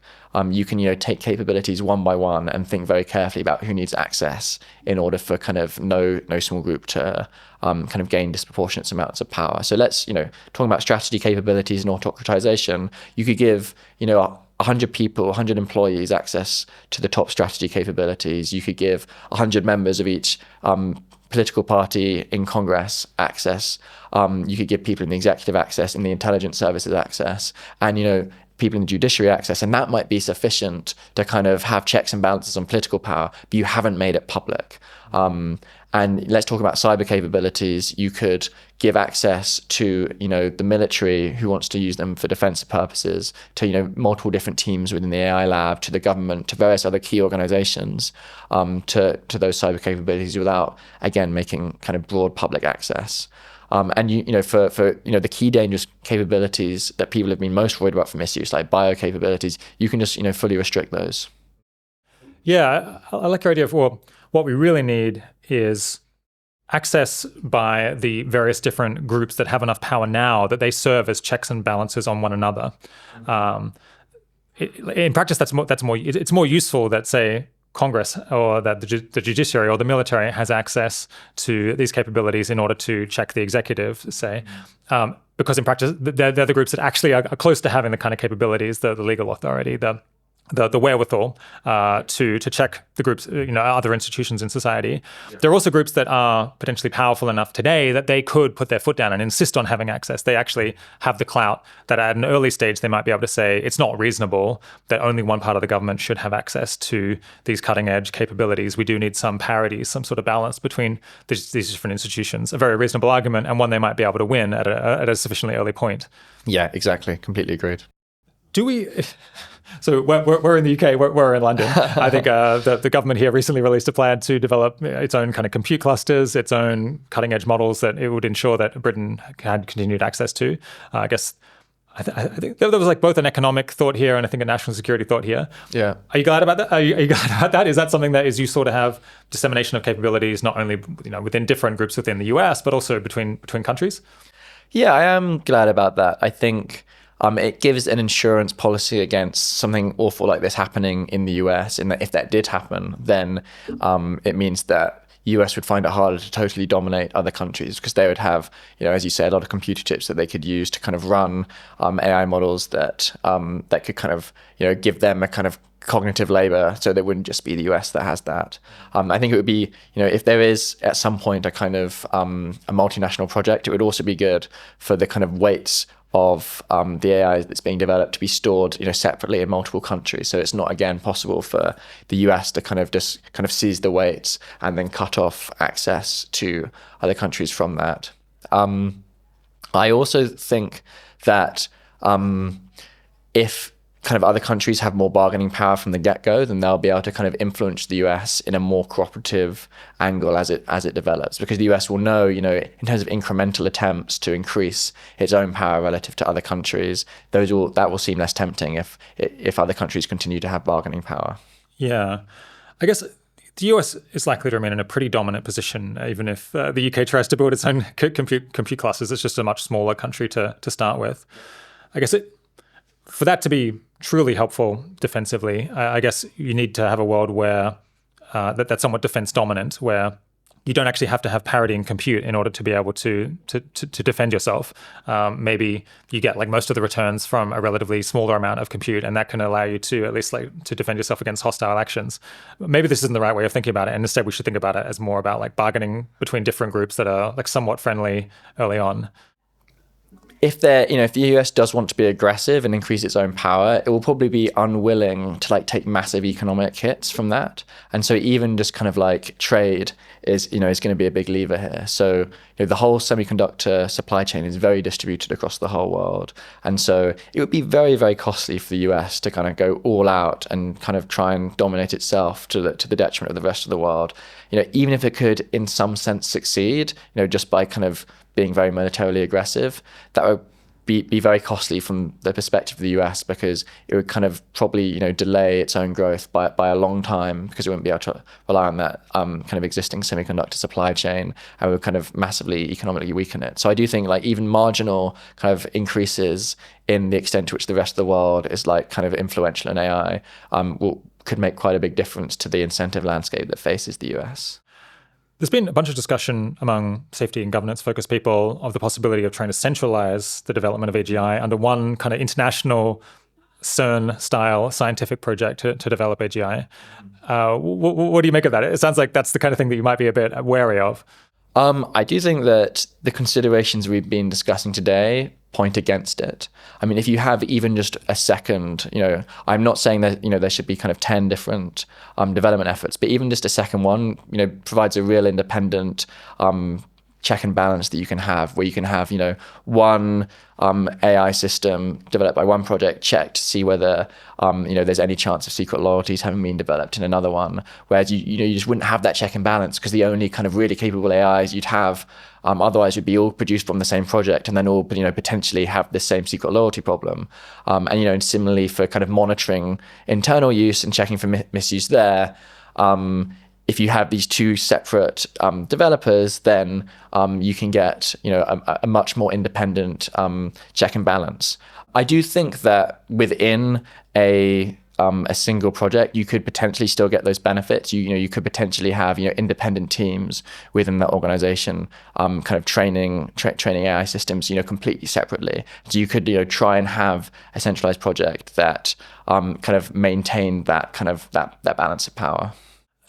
I do think it's funny. I feel like the discourse that we've seen the last year or two has mostly been, at least on my Twitter feed, between governance, safety, misalignment-focused people who really are looking to restrict access to compute, have fewer models released, maybe fewer projects because it's easier to govern when there's fewer people with access, versus folks who are, I guess, more focused on open source, have a more skeptical attitude towards government, more libertarian, maybe more tech industry focused in some cases, who have been saying, that's very dangerous. We're very concerned about the centralization of power. Yeah. And I guess that hasn't gotten a lot of sympathy, I guess, from me or from other people who are worried about risks from AI. But I guess you're saying perhaps they're not picturing this, those folks, the open source people haven't been picturing this exact scenario exactly. Maybe some of them have, but most of them probably haven't. But they have this impulse, which is we really don't want to see one big company or just the government that has access to this cutting edge technology while everyone else is cut out of the picture. And that actually might be quite a healthy and sensible intuition to have, even if you don't know exactly how it's going to go wrong. And so perhaps we should have a little bit more sympathy for those folks, even if I guess they sometimes seem off base to me. Yeah, I agree. And I do think that the AI safety community has historically been kind of overly bullish on like how important it is to restrict capabilities. Like if I recall correctly, people were worried about open sourcing GPT-2 because they were worried about, misuse. And I think that was just misguided. And I think there've also been some claims that have been, over the top around the risks of kind of roughly current level systems posing risks around bio. And so I do think we have, not been sufficiently sympathetic with the kind of open source community. One way that I'd reiterate that I do think the considerations we've been discussing today differ from open source is that they really push, towards moving from one project to maybe 2 or 3 projects. They don't really push towards, moving to 10 or open sourcing superhuman AI, because you can already get that check and balance with just a small number of projects. Yeah. I guess you've also talked along the way about how you would need to have restrictions on people's ability to request assistance with building bioweapons. I suppose you think people have been maybe too worried about that with current models, but at some future time, these models might actually be helpful. And if things are purely, if the weights are completely open, then it's going to be very difficult to have any restrictions on what ends people might turn them to. Yeah, that's right. But if I'm kind of really trying to take the open source community side here, I might say, look, it's all very well saying that really you're only concerned about future systems, but then if in practice you also kind of seem to be worried about current systems and overhyping the risk from those, and in practice, when we regulate technologies, we do often lose fine-grained control and the regulations end up being misplaced, then you could say the AI safety community has been pushing for things that in practice would have restricted technology prematurely. Yeah. I want to stick up for the people who are a little bit worried about GPT-2 for a minute, because I've heard this line.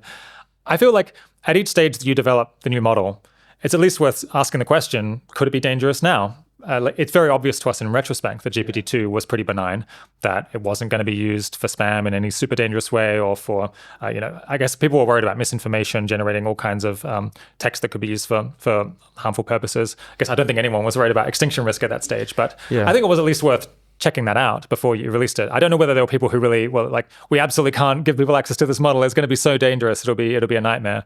Yeah, I'm more sympathetic to thinking that if you can kind of be very confident that there's not going to be any, irreversible catastrophic risk, and your default should simply be to release the model, then there's kind of more people that can benefit economically. You can kind of diversify control of the technology. Even safety research is massively enhanced by open source.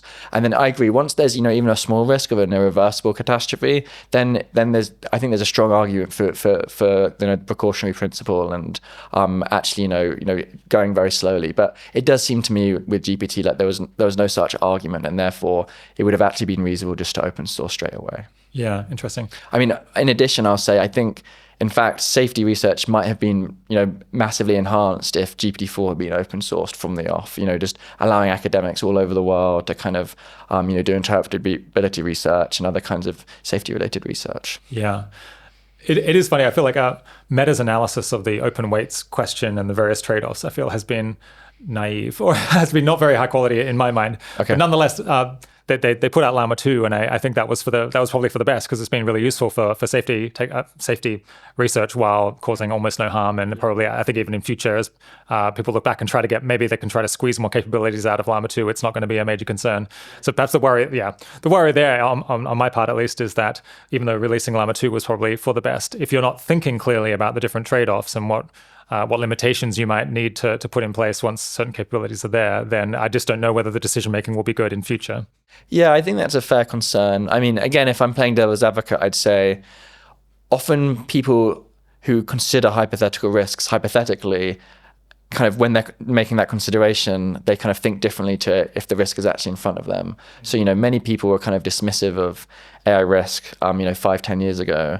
And even if you said, look, there's a chance that we'll have really powerful systems, then don't you think they might have still dismissed your kind of argument because they're just suspicious of this kind of hypothetical scenario type argument. But then, when GPT-4's come out and people have seen the technology, a lot of people do in fact now take the risks much more seriously. So, I don't know how the open source community and other people are going to be as capabilities become much more intense. But I think there's some chance that actually the apparent kind of unreasonable attitude that some people seem to have when they're kind of blindly dismissing these risks will actually turn out to be less problematic. Yeah, you can imagine that if they actually do testing of Llama 4 or 5 and they find that it is incredibly helpful in developing a bioweapon, then that might focus the mind of the folks there about whether they really want to open weight it or not. Yeah, that's right. I think perhaps I haven't done quite enough to focus this conversation on the secret loyalties issue, because I think that in some ways is the most severe vulnerability, because it can be introduced quite early, and then many of the countermeasures that you might use are ineffectual because you have the AI models help in evading them, ensuring that the secret loyalty can't be revealed. And basically, all of the future models are going to have this vulnerability embedded in them by design. Are there any interventions that we can use to focus on this secret loyalties problem in particular?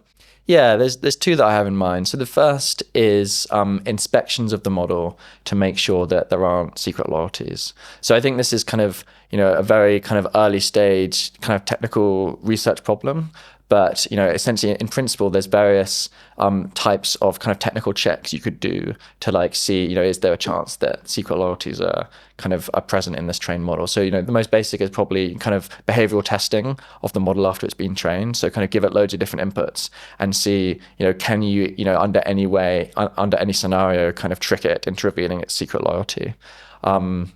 Another one would be looking at the kind of the data and the algorithms used to train it, and kind of looking for, are there patterns of data there that could encode some kind of secret loyalty? I mean, as we alluded to earlier, this is tricky because there's loads of different kind of code words or triggers that you could use to kind of elicit the undesirable behavior. So that is potentially challenging, but on the other hand, if you have what's called white box access to the model, you can kind of search for inputs that would, produce particular types of outputs.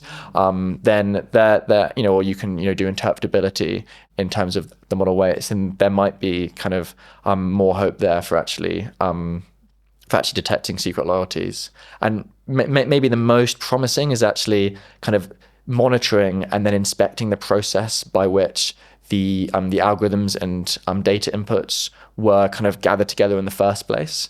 So, if there's a kind of a very structured step-by-step process by which the training data is, procedurally generated by code, and you can inspect that code and you can inspect kind of how that code was written step by step, then you might just see, look, each of these steps is so reasonable and so standard that there's no point at which someone has been able to introduce a particular kind of effort to subvert the training process. There's no point at which someone has been able to throw in extra data that would kind of systematically produce a sophisticated secret loyalty. And so that could potentially give us some level of assurance. Yeah. In my own mind, should I be imagining that the secret loyalty is introducing this kind of ambient bias in the advice and the actions of all of these AIs across society as they're embedded into decision-making and businesses and the military and so on? Or rather that they all act completely normal for some period of time until they kind of flip completely because they're going to strike and enable a coup by the group to which they're secretly loyal? Seems like they're kind of quite different pictures of what this might look like. Yeah, I think it could be either, and probably the most kind of worrying version is where the model is just secretly aware on some level that it's trying to advance the interests of one person, and then picks whatever strategy it kind of judges will be best. So maybe in some scenarios, like, the autocratisation scenario, it's kind of speaking to lots of politicians and advising them, and it does kind of bias its advice on kind of a daily basis in order to kind of promote one person's interests. But then, when it's kind of being deployed in the military, it kind of the kind of the strategic situation is very different. And so maybe in that context, it more makes sense, as you say, to completely behave until the one moment where you kind of start executing a coup. And if we're talking about, truly superhuman intelligent AI systems, then there could be a risk that they can kind of do both of these. Yeah, they can figure out which one is best depending on the circumstance. So it seems like there's broadly two different approaches that one might take to heading this off early on. I guess one is advancing the state of interpretability, or our ability to scrutinize models after the fact and then see, do they have any secret loyalty? Trying to detect that better than we currently can. Yeah. The other is, I think of as more access control, or looking at the training data that produced a given model. And that's even if you couldn't tell after the fact whether a model does have a secret loyalty, if you could literally look at all of the reinforcement, all of the materials that were fed into it to begin with. Presumably, in order to create a secret loyalty, you would have to actually reinforce it at some point for going along with going along with that. Yeah, that's right. I mean, I'd say I'd add in that we could do kind of an extra kind of level of check here where we could have, a team within the organization tasked with actually trying to produce a secret loyalty and trying to kind of sneak it past the inspection process. And so, that team could, use, the kind of most sophisticated techniques possible to try and insert a secret loyalty. And then if they're able to kind of sneak it past the inspector, then that would give us, reason for alarm. But if, consistently and robustly, the inspection process is able to detect this, then actually that might give us some real confidence. I should back up and say, everything we've been discussing is really falling for me within this kind of inspecting the model behavior, inspecting the inputs to the model behavior. There's a whole nother class of interventions that are needed for secret loyalties on the kind of internal infosecurity side. Okay. So, even if you've got the most amazing inspection process and, you absolutely guarantee that the model you trained has no secret loyalties, there's then this more basic worry that someone just kind of hacks the computer system and then is able to kind of sub out your kind of perfectly kind of safe system and then sub in another system that they kind of train secretly off to the side, which does, have a secret loyalty. And so, to kind of robustly prevent secret loyalties, we need to be kind of reliably winning on two fronts. Firstly, the kind of technical assessment of the AI system that was trained. And then secondly, on the kind of internal info security, kind of making sure that no insider threat is able to compromise the computer system in a way that allows them to kind of alter the model that's being served. I think, there's three fronts, maybe more of them. So you've got to make sure that the model that's being deployed hasn't had a secret loyalty put into it. Yeah. You've got to ensure that nobody can get access to the purely helpful model, that where all you have to do is just give it the instruction and it's going to go out and do the thing. You also have to make sure, that there's no flipping, there's no switching of the model. I guess I don't know how difficult or easy that is, but someone could introduce a secret loyalty into a different model and then make that the one that's deployed and then make it difficult to pick that up. That's right. I mean, if you really, kind of do very good inspection of the trained model and very good internal info security, then even if someone gets access to a helpful only model, you might say that, your other two defenses should catch that, because at some point that helpful only model will have to, either compromise the internal info security to do this swapping in, swapping out, or it will have to, insert a secret loyalty into another model which is being trained, which then maybe you could kind of spot when that happens. So in principle, I mean, you definitely do want to lock down the helpful only model as well, because that would just kind of be a big risk factor. But in principle, if you get the inspection and the info security right, then that should defend. Do you have any sense of how close the companies are to having any of these things implemented? My impression is that things are at a very early stage in terms of having a kind of robust technical process for inspecting for secret loyalties.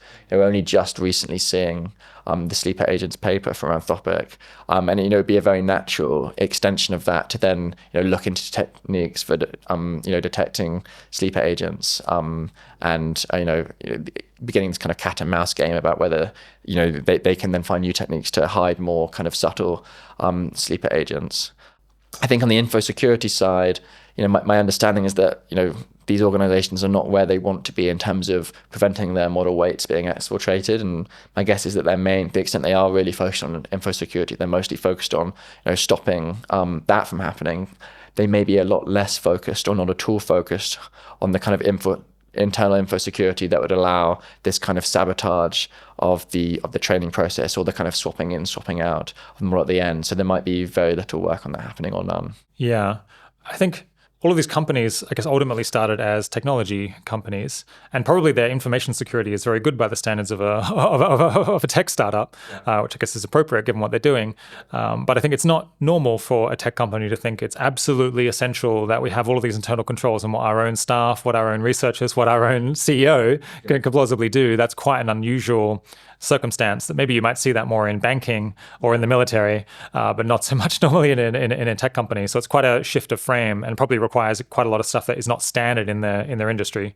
That's right, although it's interesting because these companies are increasingly being quite explicit about the fact that they expect to develop superhuman capabilities, in the next few years. So, there really should increasingly be a realization that the info security needs to improve.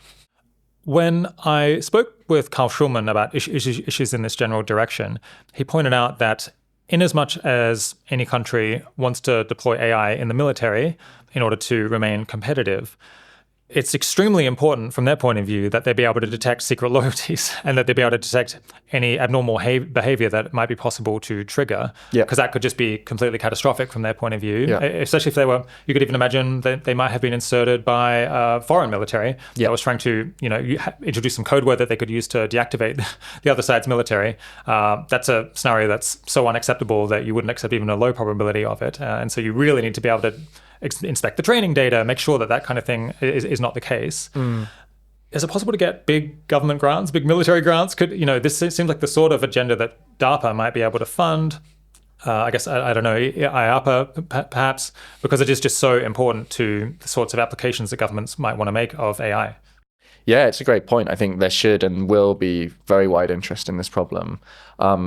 I think there's an existing research field into backdooring AI systems, and lots of papers written about different techniques for kind of introducing backdoors, detecting them, and so that's a research field which I imagine could absorb more funding and would be relevant to this. And then recently, as I said, Anthropic had the sleeper agent problem, and so that's getting into more sophisticated types of backdoors where the AI is kind of purposefully kind of being deceptive the whole time and choosing when it should or should not reveal its hand. And it does seem like there's room for a lot of research to be done into different techniques here, different ways of detecting it, and so it does seem like something that could potentially be scaled up a lot.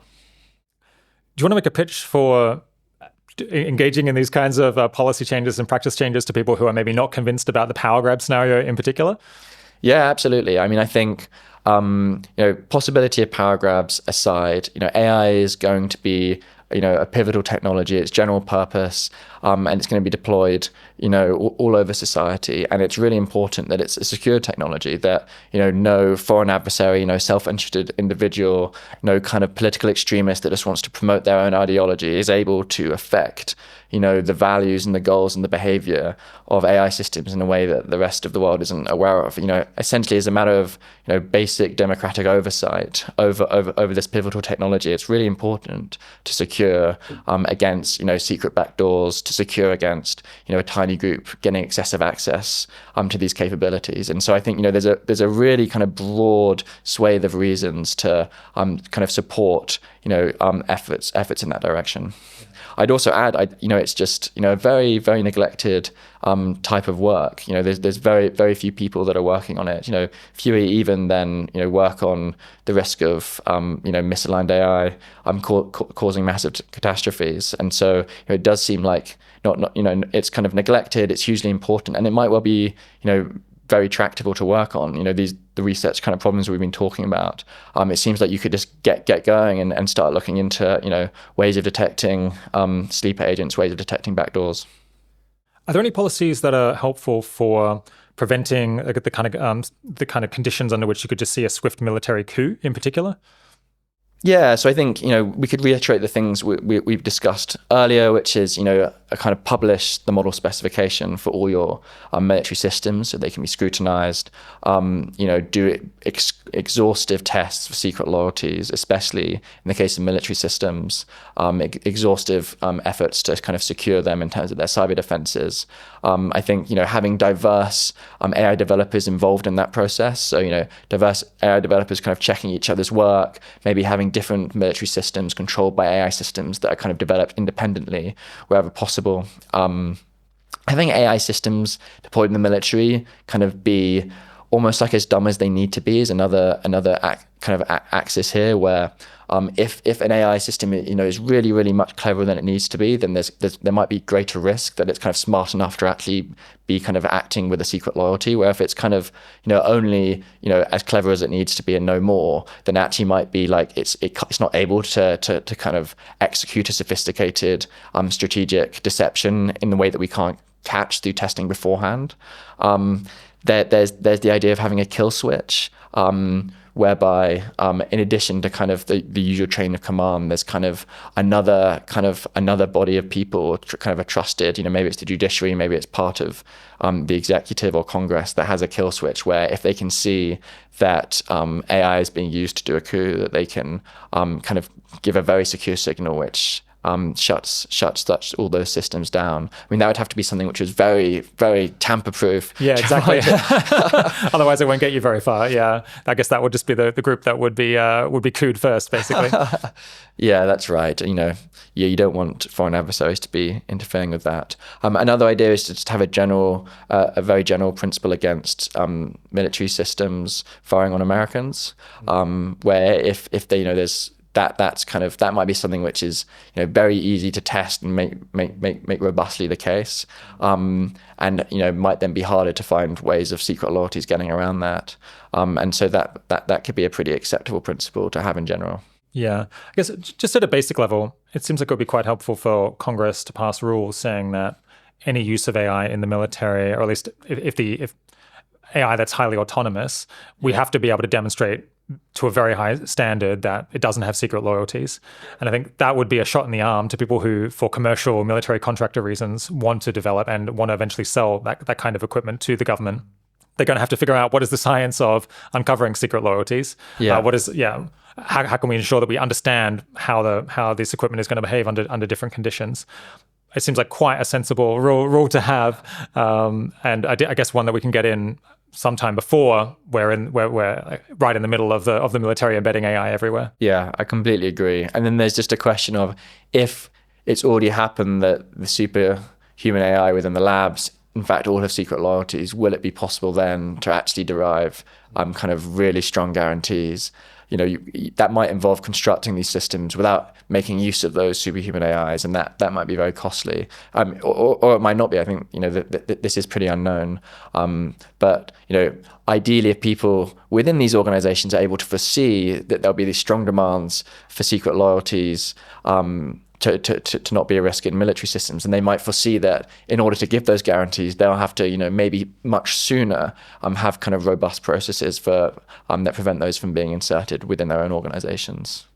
I think another broad point that I would make is that, in as much as people are arguing that we need to implement AI in the military quickly in order to remain competitive with other countries, I guess China is almost certainly going to be the case that people will talk about.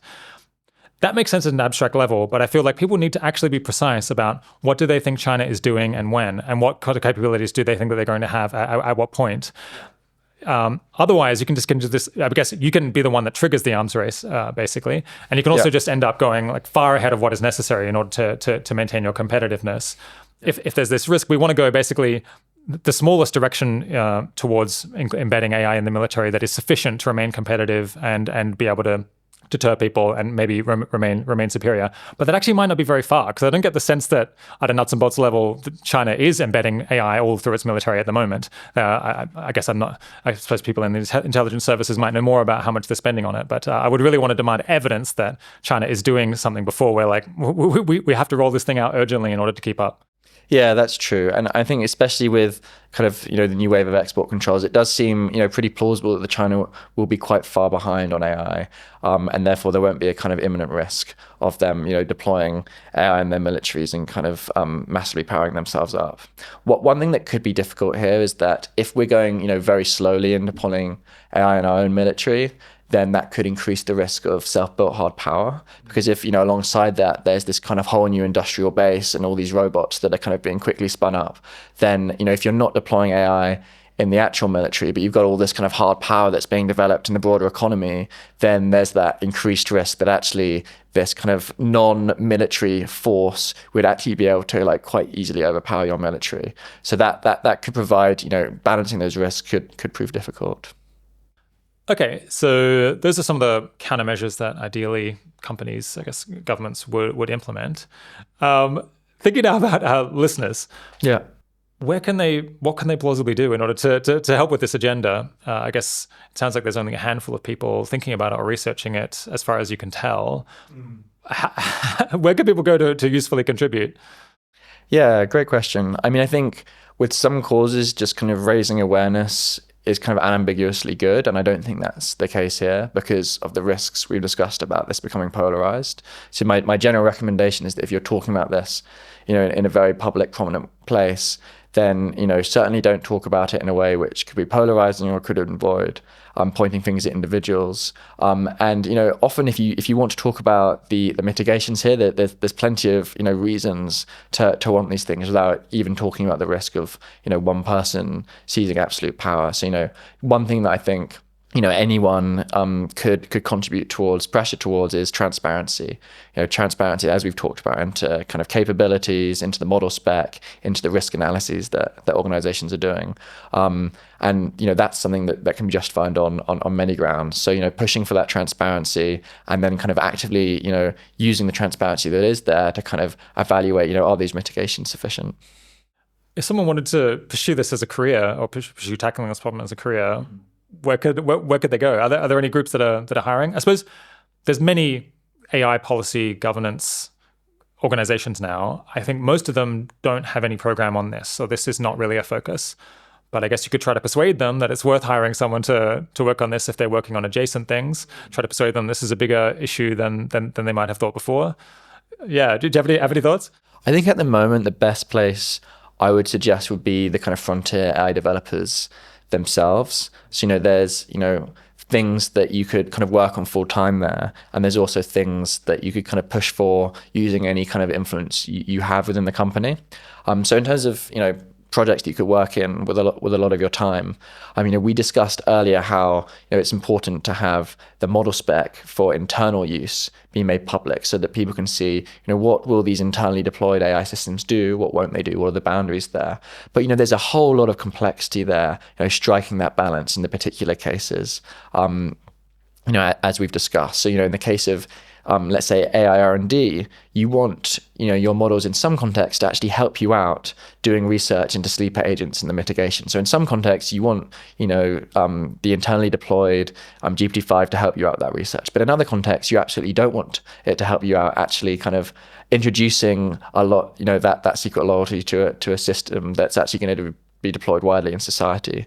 So I think there's a lot of work actually nailing down what could that model spec look like, what processes could we have for like internal deployments reliably, not kind of enabling extreme misuse and power concentration, but still being kind of really helpful to people internally. So there's a kind of specking out what should that model specification look like, and then there's also thinking through kind of the technical details of how can we actually train these AI systems. So I think over the next few years, increasingly these frontier AI developers will be training agents that are increasingly autonomous to kind of edit their code bases, do a lot of work.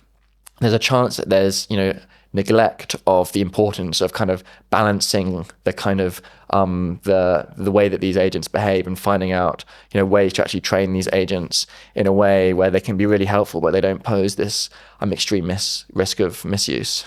Yeah, I guess fortunately we do have quite a lot of listeners who work at the leading AI companies. Do you have any other asks for those companies or staff working there? Yeah, so that was one kind of technical project. Another one is again getting more detail on the kind of nuts and bolts of what I described as kind of sharing capabilities as widely as possible.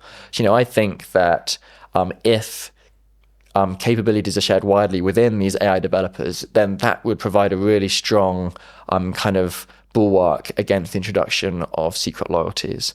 But again, there's complexities to be ironed out here in that probably everyone wants to have some compute that they have access to and that they can use. But then there will be certain people that are maybe running large research projects, or certain people who are more senior that do have increased influence.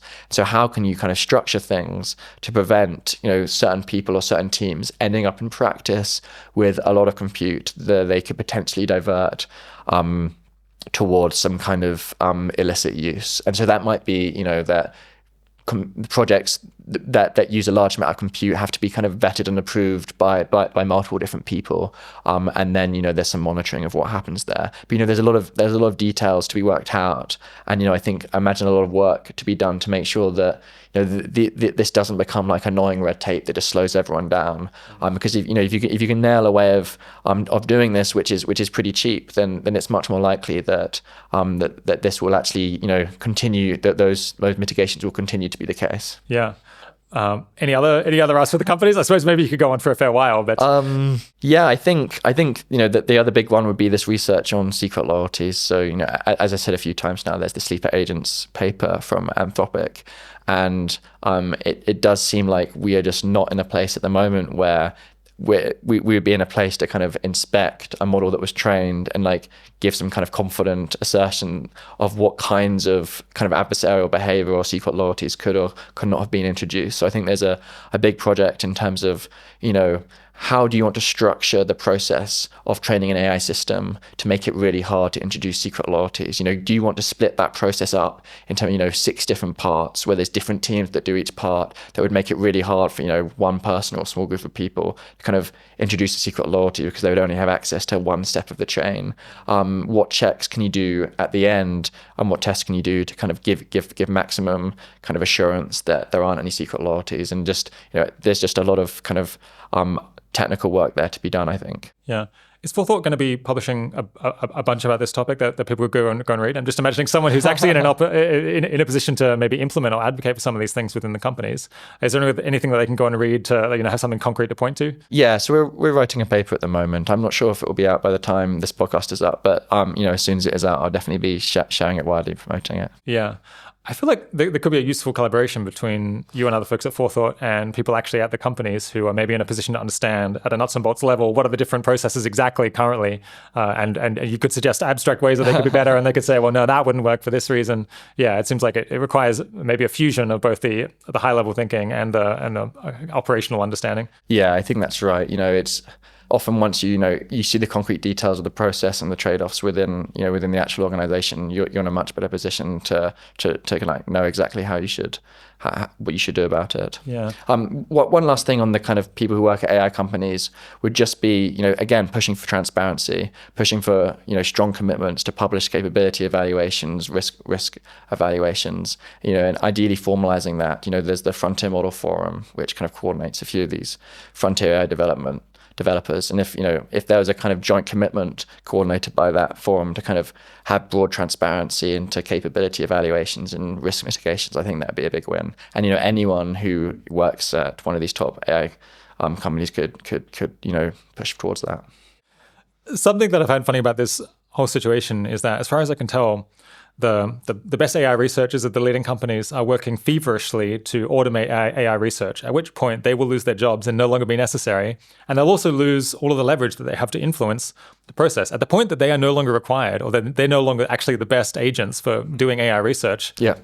Why are they still involved? Why would the company continue to deal with them and give them things that they want?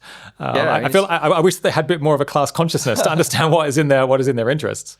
I think that's right. And, it may be that when it gets closer to reality and they're actually closer to being fully automated, that there is a shift of mindset as they see their kind of impending loss of influence. I think in many organizations, in the context of automation, people do actively resist for themselves, their jobs being fully automated. They kind of carve out niches for themselves. They're kind of reluctant to kind of participate in the kind of data generation processes that would be needed to automate, to fully automate themselves. And I think, that we may see, similar behaviors with employees of these organizations where maybe, when push comes to shove, actually employees don't want their screens being recorded, so that, it's easier to train AI systems to replace them, and actually insist on, safety procedures by which they're still needed to kind of be part of the loop and approve actions. And that could both be in their pragmatic self-interest and also actually reduce the risks of concentration of power.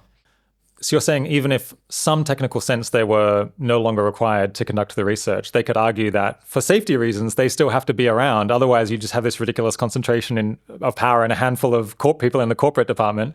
And they would be right about that, I guess, in our view.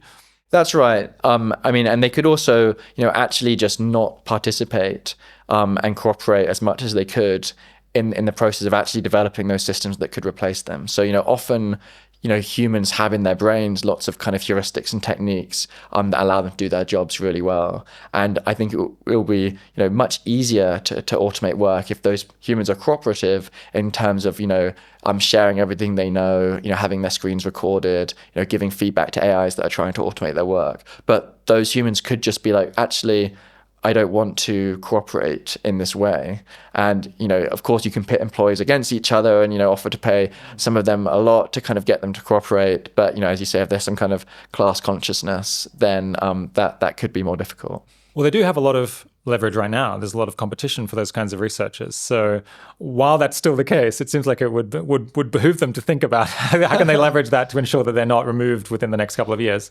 Yeah, I think, people who talk about, in this debate about explosive growth, there's often, skeptics will talk about these political economy barriers to like really quickly, automating sectors and getting really rapid transitions to explosive growth. And I think that they're right that, it's not often in people's individual incentives to grow the overall economy as quickly as possible, because they may, lose out on an individual level, even if it's kind of more efficient for society as a whole. And so I think, this is a real dynamic.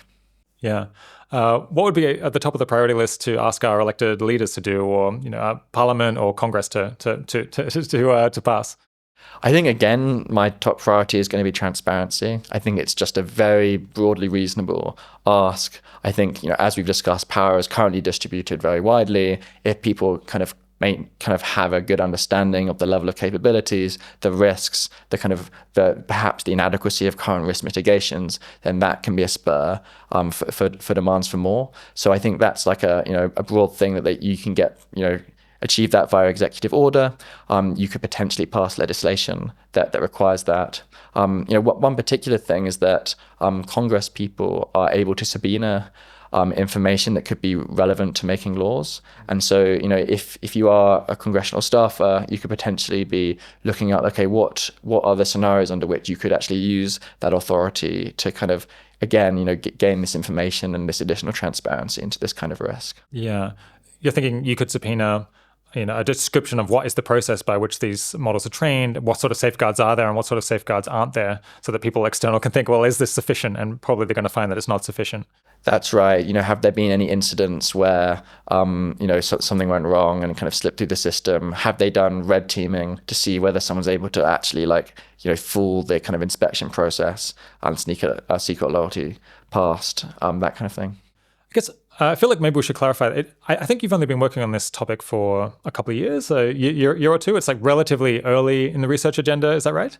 Yeah, Lucas Finverden has been working on this the longest, and I think he's actually worked on it full time for less than a year, and I'm, even less time than that myself. So this is, certainly very early stage, kind of line of research that I think deserves a lot more attention. Yeah, well, I guess I wanted to say that because I figure, given how early you are in this work and how few people are on it, I think we can expect significant improvements probably in these suggestions that you have. This is not probably going to be the state of the art forever. I certainly hope not. Yeah. So that's an optimistic sign. Not that I'm criticizing these particular interventions, but I think with additional work we can probably be a lot more concrete and understand what are the things that are going to make the biggest difference. Yeah, that's right. I guess you're not a forecasting timelines person yourself, but how long would you guess that we have to kind of sort these things out before we're actually exposed to some meaningful risk of a power grab? Well, I think it could easily be within the next couple of years that we get, very significant risk of a kind of intelligence explosion within a frontier AI developer, during which time secret loyalties could be embedded that later enable a power grab. We're just seeing, really rapid progress of AI at tasks where you can get a feedback signal. So, recent O3 results, just show that when you're able to kind of automatically generate and verify examples of a task, you just, really very impressive capabilities. And it seems like lots of parts of AI R&D will be like that. In terms of the actual risk of a power grab, happening, it does seem to me like, the threat models that I considered, autocratisation, it's hard to see that happening overnight. And so we'll see that happening. Obviously, automation of the military is something that, we will see coming and probably will take years. Probably, if you're actually thinking what in principle could be the kind of the most immediate and quick one, it would be the self-built hard power, where there's just this big uncertainty where it is just, for all we know, possible that AI system, there's this intelligence explosion, and then AI is just very good at designing new technologies, and it only takes a relatively small amount of industrial capacity to make enough drones for there to be a quick power grab. So if I was saying what's the that risk, yeah, it does seem like could imaginably, conceivably rise within the next few years. Okay. So the issue of a secret loyalty installed early, that's kind of an imminent problem. Then I guess you have self-built hard power, if it's the case that you get a surprising industrial takeoff with AGI. And then I guess further out, you've got the military coup kind of requires AI to be more integrated into the military than it is now. So that will probably take a little bit longer. And then autocratization is an even more gradual process, probably. That's right. Although, on the autocratization, I would say that there's this useful distinction between the kind of point at which literally a human has seized power and now has hard power, and we've been kind of talking about that. But there's this useful notion that Daniel Cocotalo talks about of like the point of no return. That's where the coalition, the power-seeking coalition, now has kind of enough economic and political influence that in practice it's very hard to stop them, and you're unlikely to do so. So, with the autocratization threat model, maybe it would be 10 years before they could actually solidify their absolute power, but maybe it would only be 4 years before they've actually got that groundswell of popular support, and they've kind of created dramatic kind of race conditions with China. Maybe there's a war on the horizon, and in practice at that point the kind of forces that are trying to reduce the risks have already lost the game. So that's a distinction worth bearing in mind. Okay, so I guess it's a reasonably urgent issue for some more people to get onto, more than just the two or three of you who are currently working on it. I guess we can come back and see how this research agenda has developed maybe in a year or two. Great, yeah, that'd be great. Thanks so much, Rob. My guest today has been Tom Davidson. Thanks so much for coming on the 80,000 Hours podcast, Tom. It's been a pleasure.